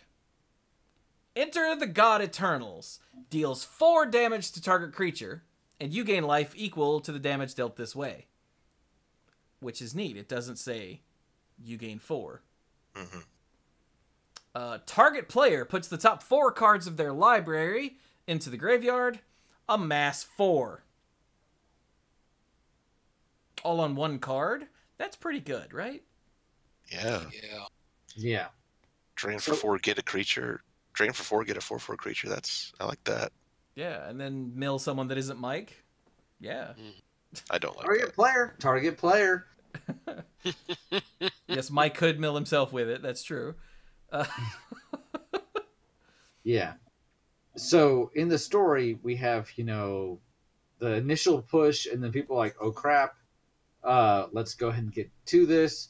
The trap is sprung, and, planeswalkers can't leave, but they keep pouring anyway, and then the guilds start to react, and the ordinary people start to react. More planeswalkers coming in, and it looks like they're turning the tide, and then this is when everything goes to hell. And this is like Darkest Hour stuff right here. If not Darkest Hour, because we haven't seen Bolas yet, it's pretty bad. It's pretty darn bad. And it's like, oh, you thought you had seen my final form kind of stuff. So here's another preview from today, and it shows us one of the God Eternals. You remember Bantu, the god of ambition? Yes. Crocodiles? Oh, there it is. I was like, where the hell's the actual card? This is God Eternal Bantu. Where is the card? It's Down at at the the bottom. bottom. You have to go down a little bit. It's Hasn't a loaded legend. yet. Hasn't loaded yet? No. Okay, well, I'm going to start reading it and tell me when you can see it. God Eternal Bantu is a legendary creature, zombie god. And Zombie God! I have thematic questions about how this can even happen, but I'm just gonna put those to the side for now. For 3 and 2 black, it's mythic. It is a 5/6 with menace. You liked 4/4s with menace for 5, right? Like Massacre Girl. How do you feel about a 5/6? Buh. When God Eternal Bantu enters the battlefield, sacrifice any number of other permanents, then draw that many cards. Wow. When God Eternal Bantu dies or is put into exile from the battlefield, you may put it into its owner's library 3rd from the top. So, this is a cycle of gods. And Yes. this is the black one. Yes. Zombie gods. zombie god. Yes. And it's a big ass with menace. That's awesome. It's got this crazy ability that Mike is going to just lose his mind over. I don't know. Sacrificing permanents I'm a little touchy on sometimes, but we'll see. But it says It puts them into your graveyard. Yeah. I know. It puts them into your graveyard. I don't see what's not to love. So this cycle of gods has a new take on the indestructibility or whatever. With instead of being indestructible or whatever, they're still eternal. Okay, that's the wrong word. They still don't. You still can't get rid of them easily, because if you kill them or exile them, they just come back later. Yeah, like they've got to go take a breath and relax. Have a nap, have a lie down, and then come back and be awesome again. Well, and I love the fact that, she's got an enter the battlefield effect. So that just even says, all right, if you kill her, I'm going to get this effect again later. So yeah. Have we seen any of the others? I think the red one is in the card image gallery, right? This This is what I was going to say when we were getting ready, and I was like, okay, I'm going to save this discussion for the show. I really like what they're doing with this preview season. I love that everybody all of the previews have been farmed out, and we're seeing every card. Would it really be so hard the day of these previews for Wizards to say, hey, here's where you can find them all? You can find them the next day, but when the whole point is you're trying to release them in a way that's telling a story, I feel like I'm having to scour the internet, and I'm not always finding everything. So I just wish there was like a list on the main page of, here's all the stuff that's being previewed today, and here's where you can go find them, because I don't want to just see all these cards in the visual spoiler, the card image gallery, because people like us, like the articles I've read, the videos I've watched, have put time and thought into how they want to present these cards, and I want to see them that way. So, I mean, you get what I'm saying? Yeah, like Blizzard, when they're revealing cards, they have like a date, like a calendar, and okay, this person's revealing on this day, and this person's on this day, and this person on this day. And while it's a larger scale for Wizards, it's still not impossible. It's just not a thing they do, and I think they should. I think if they've put in the time, they've clearly put in a lot of time on their end for us who gets the cards, what day they're revealing, because we had to have ours revealed on Monday the 8th. They have all this information. They're just not putting it out there. And come on. I appreciate what you're doing. Help us experience what you're trying to do. That's my whole thought. So do we have the red one was Hazoret. Is Hazoret here? I mean, no. Hazoret wasn't killed. So, or are you talking about to the card image gallery, you can see it. You're talking about Pumbaa. I am. Hey, Mike, have you seen this card? Now I have. You should read this card. It's finally happened. All the prophecies have come true. Ilharg the Razeboar has returned to the surface of Ravnica. For 3 red, a mythic, legendary boar god. Boar god!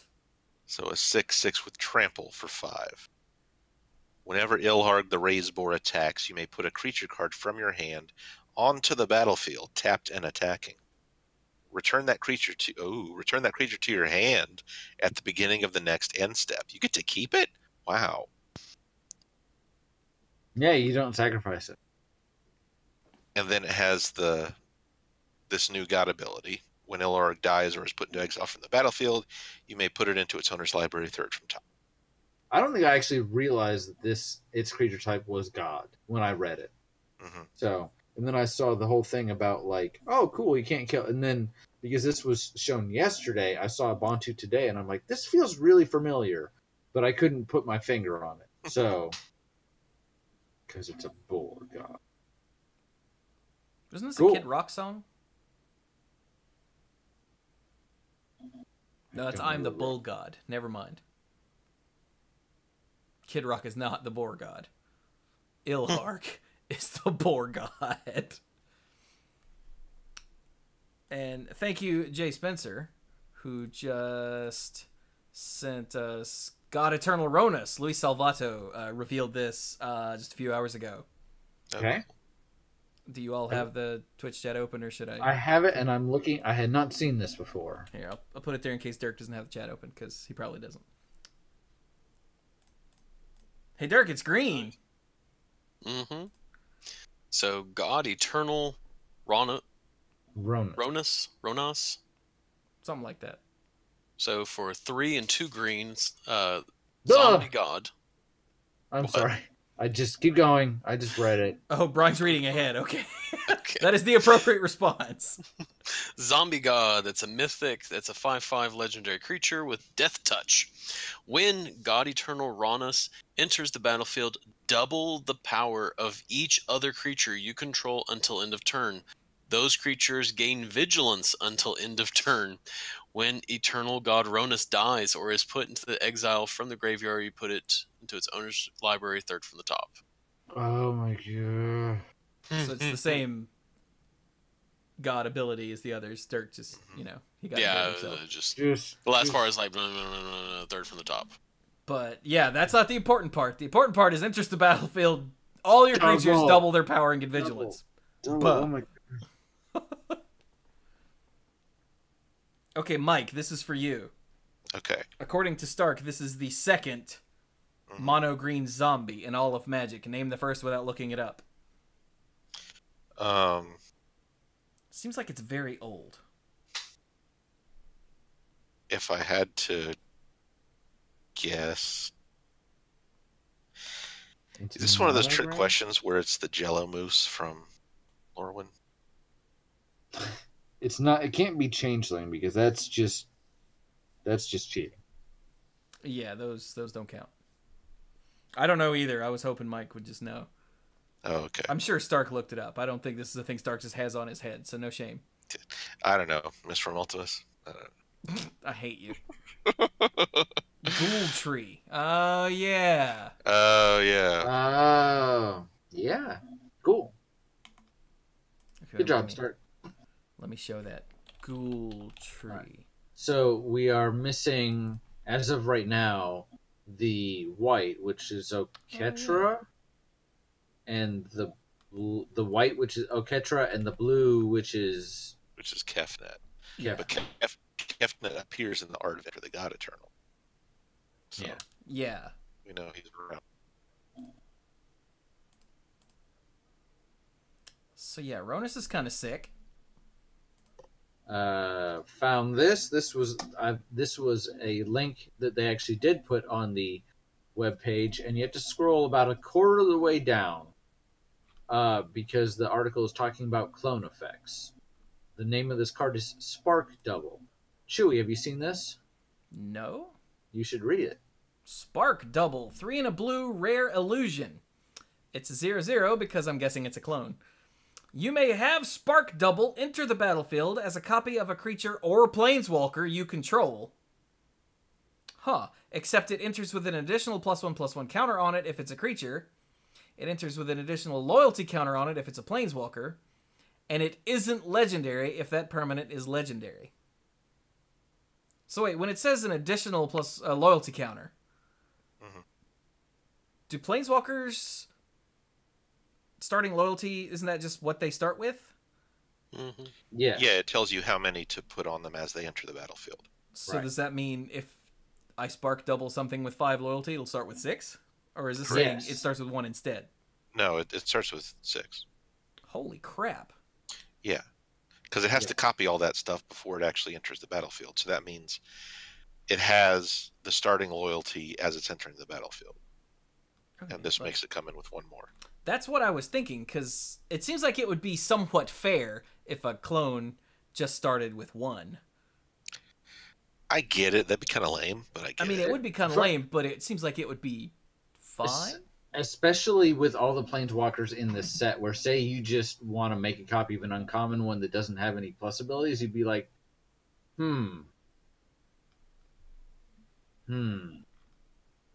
So what you guys are point to be super dumb in this set if it only started with 1. Because of all the uncommon folks. Yeah, you're right. Yeah. So what was if Dirk? If you have one of the common or uncommon planeswalkers and they have 1 loyalty left on them, this will essentially go back to the original 5. Yeah, Like they'll come in with the original 5 and 1 more. Correct. Yes, this will come in as a copy of what was printed on the card. So, Okay. Jay Spencer in the chat mentions this is a way to make a second army. Yeah. Although, that's a good point. Oh, it would be an army with a +1/+1 counter on it. Yeah, it'd just be a 1/1, but still. Yeah.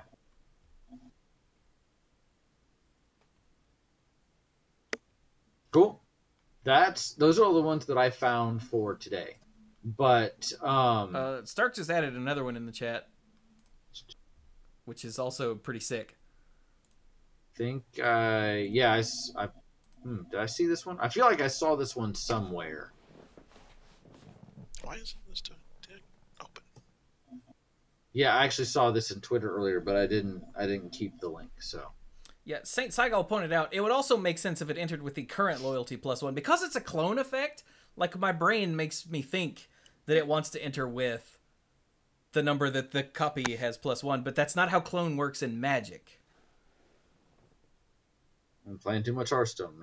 Yeah, like in Hearthstone, if you make a copy of something, you copy it exactly. Like if it's got +3 power and it's taken 3 damage, then you get all of those effects.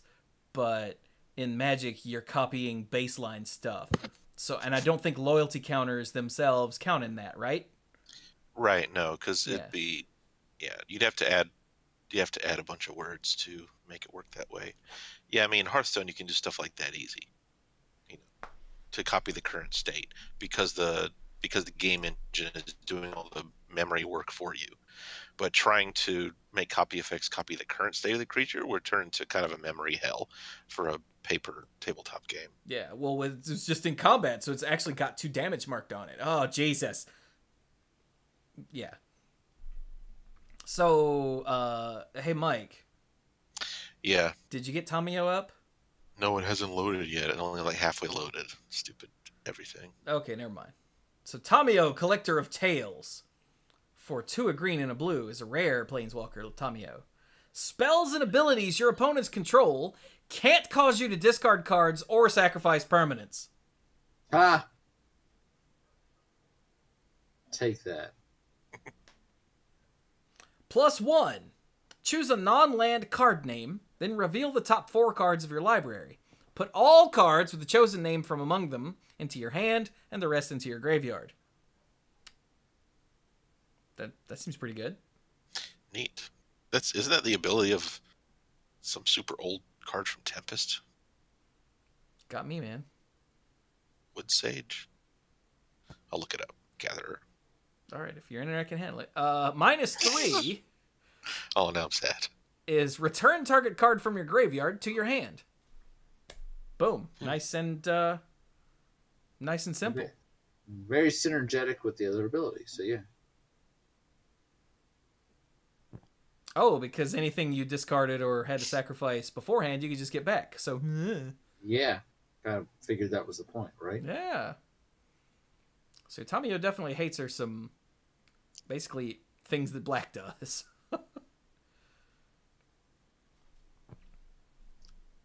So, okay, Mike, did you see her epiphany? Yes, I did. That's cool. Okay, check that out then. So for 3 and a blue, it's a common sorcery. Scry 4, then draw 2 cards. It's a functional reprint of Foresight from Future Sight, if I'm remembering that correctly. 4C. 4C, okay. Tamio wished only to observe the war. but she soon realized neutrality was not an option. It's true.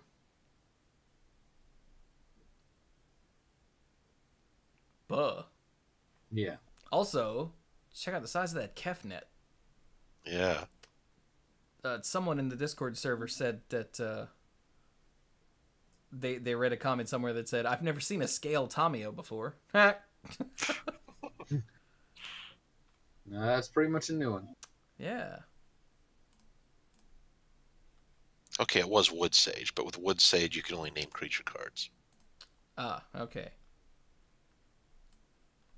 So we've already been going for an hour and 40 minutes. I think we're about to lose Dirk, and we haven't even touched the card image gallery yet. That's how much is going on in this set, y'all. Yeah. It's like, it's great for like content creators who get to preview cards. It's great for all of us who want to see more stuff. But for those of us trying to cover these cards, it's a bitch. It's a lot. Because there's just so much here that's really neat that we're not going to get to. I don't even know where to start. Let's jump down to the multicolored stuff. Or the colorless stuff. Oh, I want to recap something that someone pointed out in the chat way a long time ago. It's not just that each of the planeswalkers in the set has a signature spell, but also each of the planeswalkers who is defeated by Nicol Bolas has a triumph spell as well. Instead of a defeat, yeah. Mm-hmm. Oh, I was like, but we don't know who got defeated. You mean in the past? Yeah, all the planeswalkers that had a defeat have a triumph? Yeah, the ones who were defeated at the end of Amonkhet block. Yeah. That's cool. Real quick, can we just look at the art on Iron Bully? Iron Bully. Yes. That I love the flavor text is awesome on that card. Why would someone have built... Wait, never mind. Send it to the front lines. And yeah, look at this thing. It looks like something out of Hearthstone. Like, this looks like something Dr. Boom built. I'm not even kidding. Hang on. Boom Reaver. Images. Okay, so this is the Iron Bully. Oh, crap. Open image in new tab. Okay, that's tiny. Wait, hang on. Okay, screw it. This is the Boom Reaver. It's really tiny. Damn it. The Boom Reaver. Images. Give me a bigger one. There we go. Okay, let's try this again. Dang it. This is the Iron Bully. Oh, for God's sake, can I just not see the damn card? Open image in new tab. There we go. Finally. Took 18 clicks. Tell me that doesn't look similar enough to where Hearthstone totally could go, hey, that's one of ours. Look at that. Anyway. I don't know. I feel like God Eternal Ronus is a Hearthstone card. Yeah, but that's what the card does. This is just the art. Well, if we want to pick a couple things out of the card image gallery, there are a couple planeswalkers we have not covered yet. There are? Yes. Oh. Like Obnixilis. Obnixilis was up last week, and he was not one of the featured story ones, and we ran out of time. Oh, yeah. Okay, so there's that one. Are there any in white that we missed? Let's just hit all the planeswalkers. Okay. That we have. Okay, there aren't any. Aren't any in white that we haven't hit. Okay, there's one in blue. There is? Oh, yeah. Yeah, her. There's and then there's Obnixilis. There's... I don't think there's any red that we haven't already done. No. We talked about Arlen, right? No, we didn't. Okay. We got Nissa and Young and Vivian. We got a Johnny. Oh, Domri.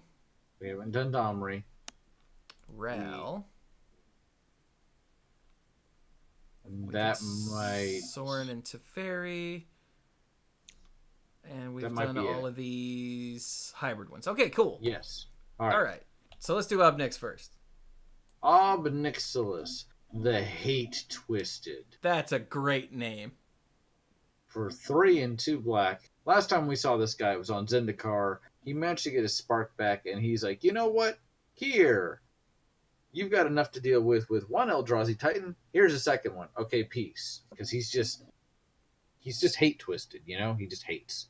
For 3 and 2 black, comes in with 5. He's uncommon. Whenever an opponent draws a card, Ob Nixilis the Hate Twisted deals 1 damage to that player. Best planeswalker in the set, hands down. Good night. Just Underworld Dreams, best card ever. -2. Destroy target creature. Its controller draws 2 cards. I don't even know what else you would want from a card, let alone a planeswalker. Just Ob Nixilis for president. Just great. And then I love the way that he's a what'd you just say? Underworld Dreams with Hearthstone Naturalize attached. Which can either be, blow up your guy, like your Ob Nixilis, and you're like, I'm going to basically sack a creature to draw 2 cards. Seems good. Or I'm going to blow up your best guy. You're going to draw 2, and you're going to take 2 damage when you do that. His signature spell is Ob Nixilis' Cruelty. For 2 and a black. Cruelty. For 2 and a black, it's an instant. Common. Target creature gets -5 until end of turn. Big. If that creature would die this turn, exile it instead. And all of the signature spells have some sort of insight into what's going on with that planeswalker. His says, trapped on Ravnica with no affection for either side, Ob Nixilis sought gratification in random acts of torment. I feel like he's in a similar mind space as Angrath, where he also was trapped on a plane for ages and ages. His was Zendikar because his spark was essentially turned off by Nahiri, right?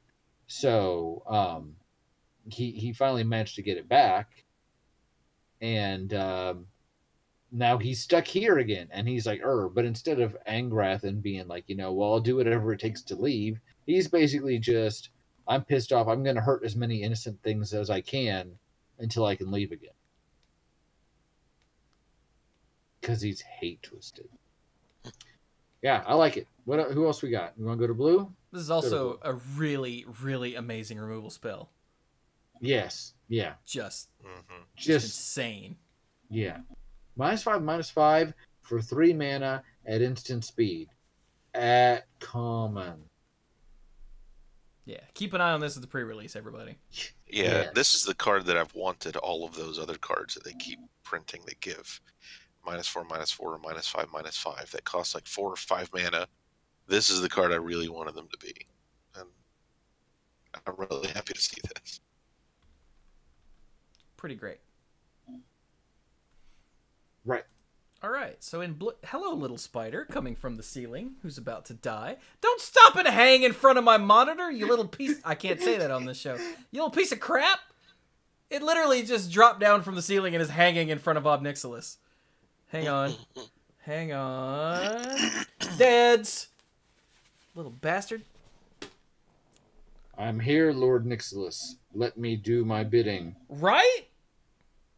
Man, that's going to give me a complex. That spider's dropping from the ceiling. Anyway, so yeah, let's go to blue, because we've got a new planeswalker. Yeah, not just new, but like new character entirely. Kasmina. Is that how you pronounce that? I guess so, Kasmina. Kasmina, Enigmatic Mentor. For 3 and a blue is an uncommon planeswalker Kasmina.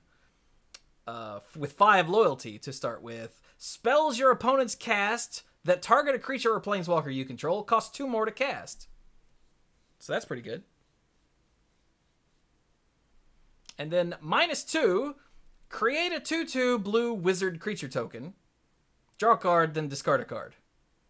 So for -2, you get a 2/2 and a loot. Like, that's good. and her static ability makes it harder to blow up not only you, not only herself, but these wizards she's popping out.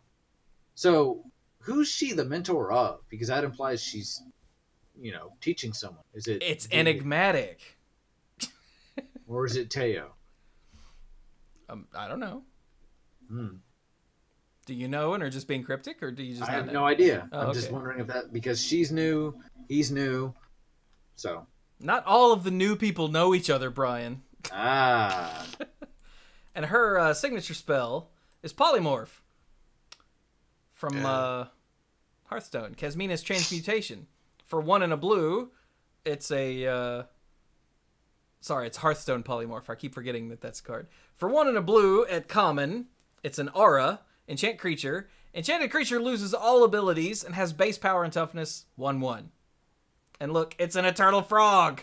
That's so cute. Read the flavor text. Hop away now, little Eternal. Go eat some flies. This little Eternal that she turned into a frog is going to show up and, wreck everything. The frog reminds me of Thanatos. Or Thanos. Yeah. A little bit. Got the chin things. So, Kasmina and Davin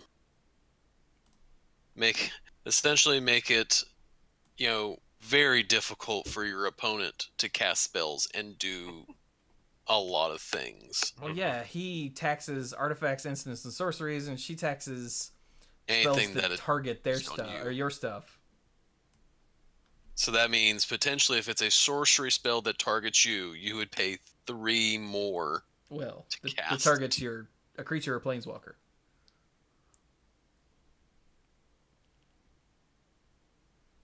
But yeah, they work well together in a stop what you're doing deck.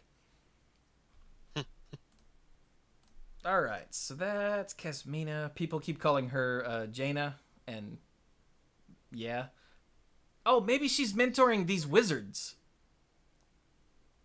Maybe that's why they're wizards, because she's mentoring them. Probably. Oh.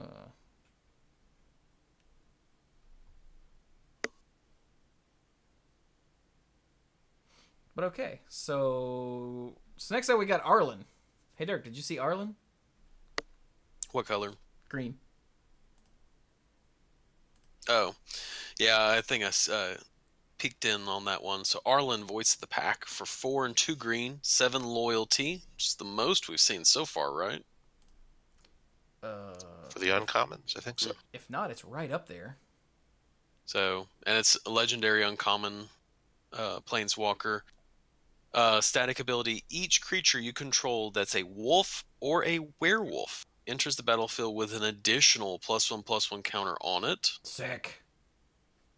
And then the loyalty ability is a -2. Create a 2/2 green wolf creature token. There was the discussion earlier about the wolves, and then coming in with Tomio. No, not Tomio. No, who the hell was it with the wolves? Tolsimir. Tolsimir. Yeah, I was like, wait, Yeah, I when know someone Tolsimir cared about comes wolves, in- damn it. Yeah, so these will gain you 3 life, and then And then fight something. they'll be 3/3s because they're base 2/2 wolves, and because of Arlen, they'll be 3/3s whenever they attack something. Oh, yeah. Yeah, and if you've got Tolsimir, you gain 3 life, and they fight something. Mm-hmm. So yeah, they're just going hand in hand there. So the fact that she does wolves or a werewolf means that there might be some werewolves in this one as well. I don't think so. I think they did that for flavor because she is a werewolf. Okay. I don't think they're going to bring any werewolves in on the type Yeah, line to because I don't really see. I don't think werewolves would fit in with this, but yeah, they it did does that make really. it so that she is kind of a commander. You can throw her into a commander deck. Oh yeah, they definitely put that on there for the essentially for the commander players, really, because it has no place in this set, but other than the fact that she's a werewolf, but it's It's a broader thing to make her less narrow, which is awesome. And she has a friend, doesn't she? Yeah, Arlen's Wolf. Arlen's Wolf. 2 and a green, 3/2, common wolf, and Arlen's Wolf cannot be blocked by creatures with power 2 or less. Flavor text says, if you don't speak wolf, allow me to translate. 1 step closer, I'll rip out your throat. Arlen Cord. That is what that wolf said. I'll be damned. I do speak wolf. A little known fact. I like the fact that you can't just block with a 2x creature to trade with it or to kill it. You've actually got to, throw something bigger in the way so you're losing something more valuable, at least in theory. Yeah. All right. There were a ton of green cards revealed today, or yesterday, that went into the image gallery today. Just a ton. I know we're sticking to the planeswalkers, but I just wanted to point it out. All right. So who wants to read Domri? I'll read Domri. Domri's fun. So, Domri, Anarch of Bolas. Boo! Yep, well, some people just want to watch the world burn. And Bolas basically said, hey, go nuts. So, for 1, a red and a green. Comes in with 3 loyalty. He is a rare planeswalker. Creatures you control get +1/+0. +1 to add red or green to your mana pool. Yes, I inserted the last part. Ha!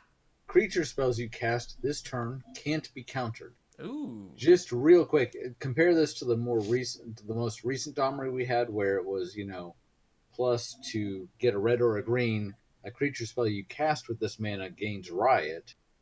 Fun fact, when you read this doesn't specify you use this mana. So say you tap him, you plus him, make a red, play a goblin that costs a red, and then you tap your forest and play an elf, and they're like, counter the elf.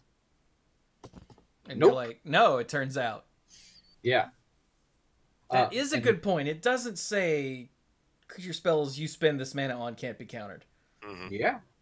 So maybe go ahead and do this first, especially against a control player. Wow, that's really cool. Yeah. Then, I wonder if that's also an arena consideration. Probably. I don't know if you can select individual mana in the interface. You can. Well... Individual floating mana? Yeah, I don't know about that. I don't know about. Yeah. -2. Target creature you control fights target creature you don't control. Makes sense. Seems pretty good. Yeah. I like it. For 3 mana, this seems super solid. And let's not forget that second ability is helped out by the fact that all of your stuff is getting +1/+0. It's true. Yeah. Sweet. Domri had a friend too, didn't he? Oh, he has a signature spell. Yeah. I don't know how I feel about Domri's Ambush being a sorcery. I get that it has to be a sorcery, but it's a slow ambush. It's like, I'm gonna come get you. Anyway, Domri's Ambush for a red and a green. It's a sorcery. It's uncommon, unlike some of these spells. Put a +1/+1 counter on target creature you control. Then that creature deals damage equal to its power to target creature or planeswalker you don't control. So the one-sided fight. Yeah, so they don't fight. It just goes and mauls someone and comes I guess back. that's the ambush side of it. So Yeah. when civilization teeters on the brink, I'll be there to kick it the rest of the way. Man, he's an angry little bastard, isn't he? He is. Turd.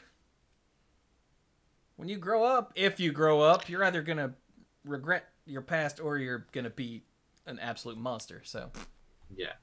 never mind. All right, Ral. Hey, Mike. Yeah. Ral, Storm Conduit. 2, a blue and a red. Rare Planeswalker. Starts on 4. Whenever you cast or copy an instant or sorcery spell, Ral deals 1 damage to target opponent or planeswalker. Has a +2 ability to scry 1. The -2 ability. When you cast your next instant or sorcery spell this turn, copy that spell. You may choose new targets for the copy.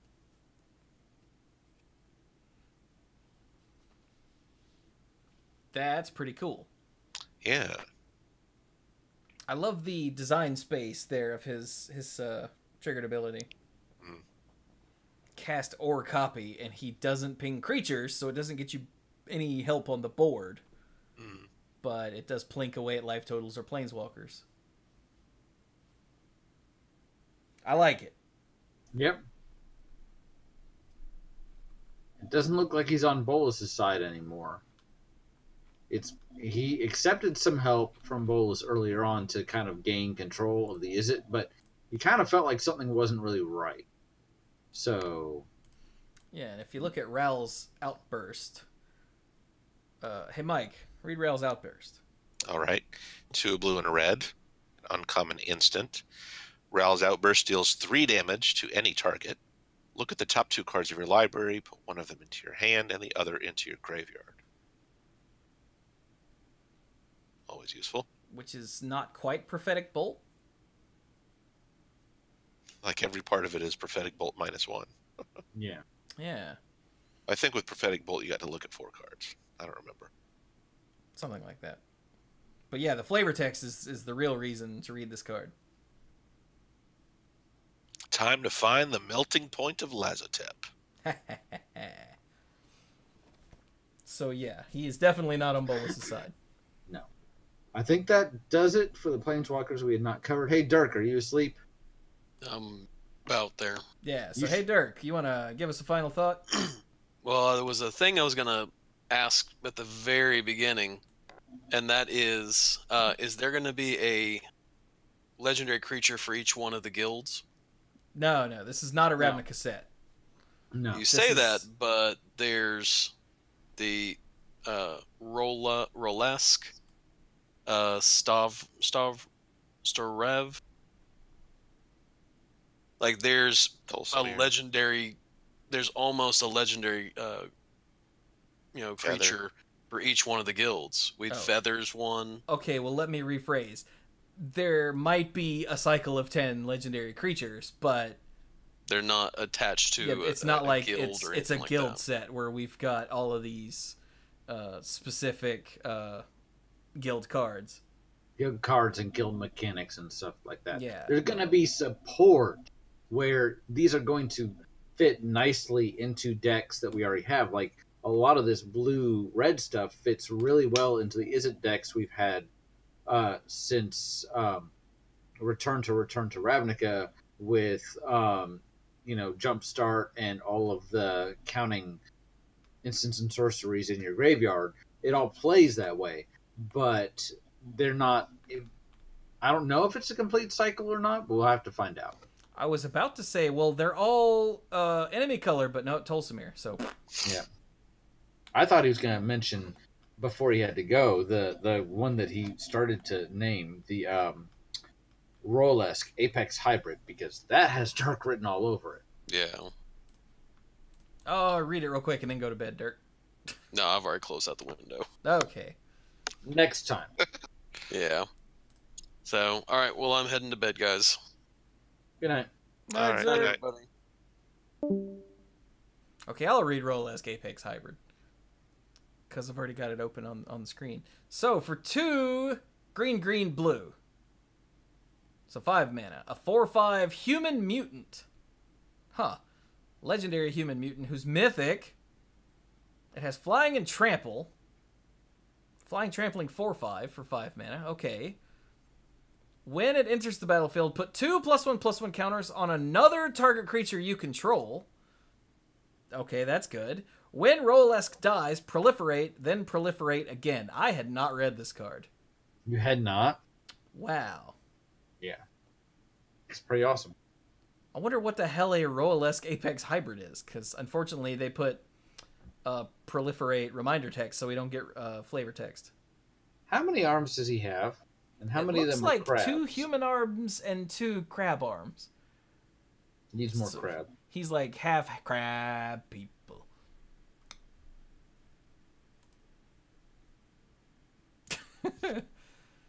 He's neat. Yeah. He's got wings and crab arms and doesn't afraid of anything.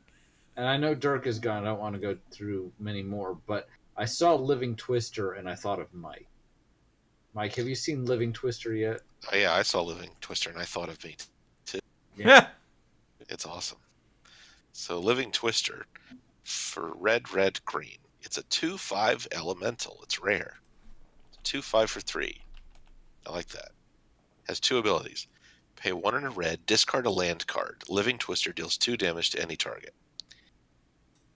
And the other ability is 1 green, return to, a single green mana, not 1 and a green. Return a tapped land you control to its owner's hand. Huh. Yep. Pretty cool. And read the flavor text, too. The ancient places of Ravnica awaken, stirred by the hoofbeats of Ilharg. And this is a side character we've heard from many times before, Ravnica sets, Nikia of the Old Ways. Yeah. Bolus is messing up so bad that Ilharg, the ancient wild god thing, has come back. And also is bringing lots of other stuff with him. Mm-hmm. I don't know if Bolus knew quite what he was getting into. I don't know. We're a little ways into the story now, but it feels like he's always got more to throw at us. So things might get worse from here on out. So I guess I'll go ahead and do my final thought. Okay, wait a minute. Was it revealed today? Oh, she was in the previous set. They're asking, hey, Nikia has a card. Does that mean that still a side character? And I had too. I completely forgot. I haven't played enough Magic recently.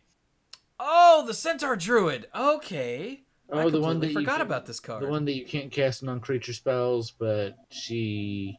Right. She's a mana flare. Yeah. On a 5/5. Yeah, I definitely completely forgot this. And her flavor text, the hooves of the raised boar will trample the weak and their city to dust. Huh. Huh. Neat. So thank you, Stark. Okay, so go ahead, Brian. Okay. So for something, I guess 2 quick thoughts. One would be the usual one, which is this set looks awesome. Because it does. It does. And then the other thing is, and I was talking to Dirk about this a little bit before the show, everybody knows I'm a big Kingdom Hearts fan, and I got Kingdom Hearts 3, pre-order it came, and because, we've been playing it as a family, and we've had a lot of stuff going on, we actually, what feels like the last people in the civilized world, completed the story. I say completed the story because there's a bunch of extra stuff we haven't finished yet, but we just on Monday night we finished the story, and it's still recent enough I'm not going to give any spoilers away, but overall I've let myself, now that I've finished, I've looked into the community response and some other things. It seems like some people were a little disappointed with Kingdom Hearts 3, and I think some of that's inevitable because the game has been hyped up for a long time. It was never going to be enough to some people, I think, and I get that. And then some people wanted it to be this game or that game, and maybe it didn't hit all the right notes for them.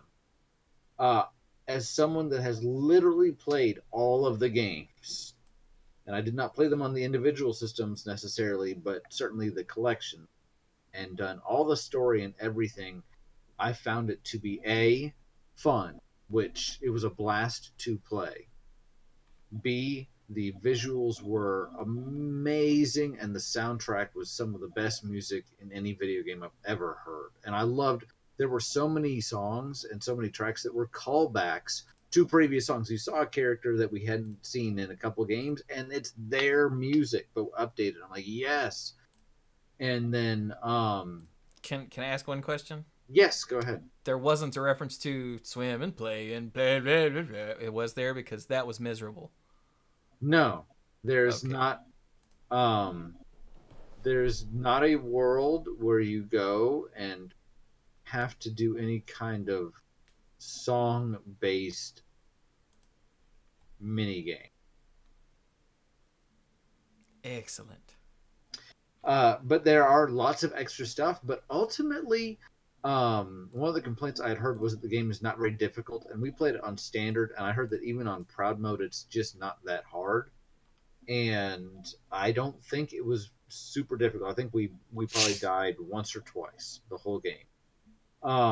And you know what? I'm fine with that because I'm playing with Sam, I'm playing with Carrie, and I'm not saying I'm a hardcore gamer. And Carrie's certainly really good. She beat Sephiroth in the original game. Haha. I didn't even do that. Yeah. When she likes a game, she goes all into it. But anyway, I will say that it's more of a. I think the best part is how she did it. Yeah, by like tanking him. By getting up in his face. Yes. And staying there. She always jokes, I don't think she's entirely joking, that he's most vulnerable right after he smacks you upside the face. So she did not hang back. She didn't watch patterns. She just was like, "Rawr." Yeah, she's serious about it. But anyway, so it was not as difficult as some of the other games. However, I think that's kind of a personal choice. You can make it as difficult as you want because you start the game and there's an optional ability that you can turn on to Sora that says you don't gain experience. So if you want to make this like a play the game at level 1 or get to level 30 and just stop or whatever, you can do that. So I felt like a lot of the combat was they tended to throw a lot more waves of enemies at you, slightly weaker enemies versus one really big enemy, and that was actually kind of satisfying from a certain perspective. And a lot of the abilities are area of effect abilities, so the abilities were kind of made with that in mind. So combat was fun, exploring the worlds was fun, the soundtrack, animation, everything was great.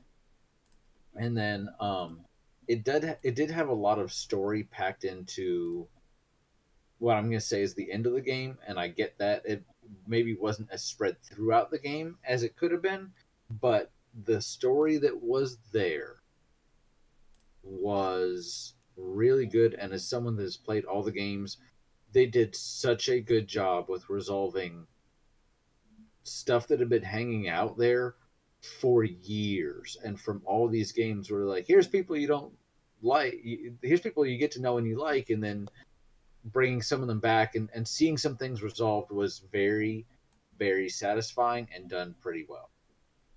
And so honestly, I don't know that it's the best game in the series, but it was really, truly awesome. And I highly recommend it. And we are not done yet. And it is definitely a game where I can see myself coming back and playing it again later, which is to me the hallmark of a good game. Is I'm not like, okay, I'm done with that, move on, never play it again. I'm definitely gonna be picking this one up again in a while. That's what I got. Yay. Cool. Yeah. Oh, and we made all the foods. We would not rest until I got an excellent score on all the foods. Remy is a very difficult taskmaster. He does not like it if you take too long to break your eggs. Anyway. Okay, then. I'm done. Done for real. All right, then. Mike? Glad I made it to the show. We are too. That's pretty cool. There's a bunch of cards here. I didn't get a chance to look at anything this week, so all this stuff was new. It's really exciting.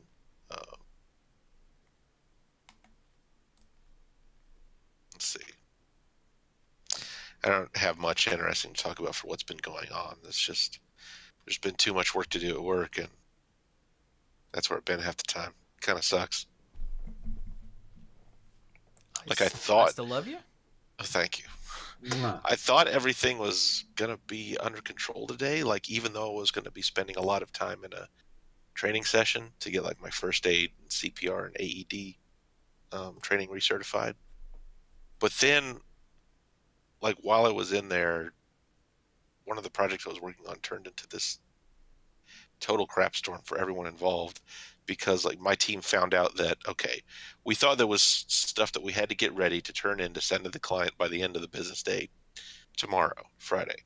Mm-hmm. And we find out today that we're supposed to have it ready for a face-to-face presentation with the client tomorrow morning at 10 a.m. That's not at all the same thing. That is not at all the same thing. So, yeah. So I had to get everything that I thought I was going to have some time to do tomorrow done today. And it was obnoxious. But oh well. Now I guess I don't have to do it tomorrow? Question mark? Yay. Yeah. Silver lining. All right. Well then, as for me, I've just been playing Hearthstone. I'm trying to make a push for Legend this season. I made it all the way up to rank 4, and then streamed last night, and dropped all the way back down to the basement of 5. And yeah, it was awful. Once you reach 5, you can't go any further back than that, right? Correct, yeah. And as nice as it is to not be able to lose stars at this rank, it's really disheartening to lose a game and see you can't lose stars at this rank. And I'm like, ah! We're not going to let you fail anymore. Don't you feel special? Yeah. So, yeah, I think the first day was great for playing, and then the second day was when people are finding some of the more obscure combo nonsense, and it makes it, and I don't play like that, so I don't anticipate things like that. Mm-hmm. So it's been a kick in the balls. That and RNG was not on my side. But I think I said that at the very beginning of when I hit record, so I'll just stop there. But yeah, I saw that clip of the 3 bombs in a row. That was pretty ugh. Yeah. That is some nonsense. 19 cards in the deck, 4 of which are bombs. The turn I was gonna play Reform to turn all the bombs into legendaries, by the way. Yep. Yeah. Yeah, that was okay. So that's what I've been doing on the content creation front. I've been with the push for Legend, I've been streaming Hearthstone. With the new rotation, the new set, I built a whole lot of decks. And I've been sucking with all of them. But hopefully the meta will soon shake out enough for me to figure out what to anticipate. Because, like Shaman right now, there's a super aggro Shaman deck and a super slow control Shaman deck. So when I queue up against a Shaman, I'm like, do I keep this hand that these cards that are good against aggro? These cards that are good against control. Huh. So I end up keeping both, and then I just have dead cards in hand. And it's awful. It's absolutely awful. But anyway, if you want to follow more on that, then come hang out on stream, because that's what I'm going to be playing for a while, is more Hearthstone. And I've got Hearthstone YouTube videos going up. Today, the pack opening opened 116 packs of Rise of Shadows and talked about all the cards as I opened them. And Mike opened way less packs than that, I think, and opened way more legendaries than I did. So screw you, Mike. Good job. I didn't get more. You got 5. I think I got 4. How many packs did you open? 45. Screw you, Mike. So he got more per pack. He got 2 in 1 pack while I was streaming. I looked down and I'm like, yeah. Are you freaking serious? Yeah. Good job, Mike. It was pretty awesome, yeah. But I think because of Chewy, I actually downloaded Hearthstone for my phone. I had not played since before Wreck-It, the Rumble thing. Rosticon's Wreck-It Rumble. Ralph. Yeah, Wreck-It Yeah, Ralph. it had not played since Wreck-It Ralph came out. Yeah, before then. The sequel. So, yeah. So, I didn't have a whole lot of gold saved up. I got a couple packs. And I did get the legendary. I don't remember what it does. I haven't really built any new decks. I've kind of been just using some of my old decks, which I had to convert since it's a new season and all. I want to say a legendary that copies the spells you've played this turn. Yeah, Vargoth. That's the one they gave away from this set. Yeah, just Okay. one spell. Okay, then I guess I didn't get anything else. I'm trying to remember. Yeah, he's I like don't know. Cthulhu. They just gave him to everybody. Okay. Cool. So yeah, over on the YouTube channel at youtube.com/themanapool. Of course, the podcast videos are going up for both the Manapool and Monday Night Magic, and also Hearthstone videos and Super Smash Bros. Ultimate videos, because I'm still working my way through my stream, my recorded streams of that. So that's awesome. I hope you guys enjoyed Mike and I playing with and against each other in Hearthstone on the YouTube channel last week. Those games were a lot of fun. Yeah, they were. And yeah, we'll have to do that again sometime, Mike, because that was really cool. But yeah, that's the content. So if you want to help support what I do with the 2 podcasts a week and at least one YouTube video every day, and hopefully 5 streams a week. It's going to be 6, I think, this week, because I streamed on Tuesday because the new set came out. And then I streamed on Wednesday because I was still playing with the new set. And I'm stupid. Excuse me. But yeah, with all of that insane amount of content creation, the best way to help directly is to go to patreon.com/themanapool and become a lifeguard. The best way to help indirectly is to just spread the word. If you see a video you like or a podcast you like or something, share it. Put it on, I don't know, Reddit or something. That helps immensely. Yay! But at patreon.com/themanapool, you can become a lifeguard, and there are tiers of lifeguards. The uncommon lifeguards get early access to YouTube videos and Manapool episodes. The rare lifeguards get the early access and the odds and ends, all the stuff recorded before and after both Monday Night Magic and the Manapool. It's uncensored and unfiltered. I only edit for personal information that Brian and Dirk decide that they just want to tell everybody all the time. And I have to go, and then go delete it. I'm a helper. And the mythic lifeguards get the odds and ends, the early access, and the sponsorship shout out on both podcasts and on the end screen for all the YouTube videos each month. So I'd like to thank our mythic lifeguards, Kim Ho, Andrew Hunt, Al, Lens Delicious, Timu Hellas Haryu. I gotta check with him again how to say his name. I think I've lost it. I don't think that's right anymore. Bonsai Tree, is that your name? Am I saying it right? Get back to me, bro. Connor Kennedy, John Morris, Alex Gonzalez, Jeff Spencer, Stuart Slaw, PJ McMullen, Sophia Brittain, Casey. Baby.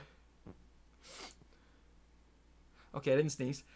Who? Fayan Says, Danny Liao, Jason Doan, Cody Buckowing, Jake Jansons, Jason Kaus, Brian DeLucci, Stark Maximum, Keith Moody, John Parker, Violet Moon, Aleph Cat, Dan Holm, Bartle, Mike Millerburn, and the Beastfather, Aaron Goodwine. Thank you all so very much for your support. I quite literally could not do it without you and without all of the lifeguards at every tier. You guys really do allow me to do this and, keep the lights on and keep making all this content. And with that, we're going to be done. I know there's a gazillion cards we didn't touch on, but it's just not possible. Too many cards. Unless we're just reading card and going good, bad, then yeah, there's just no way. This card sucks. This card This sucks. card's terrible. How This bad card is this dildos. So, this has been the Mana Pool number 549. Thank you all so very much for joining us, and go play some Magic.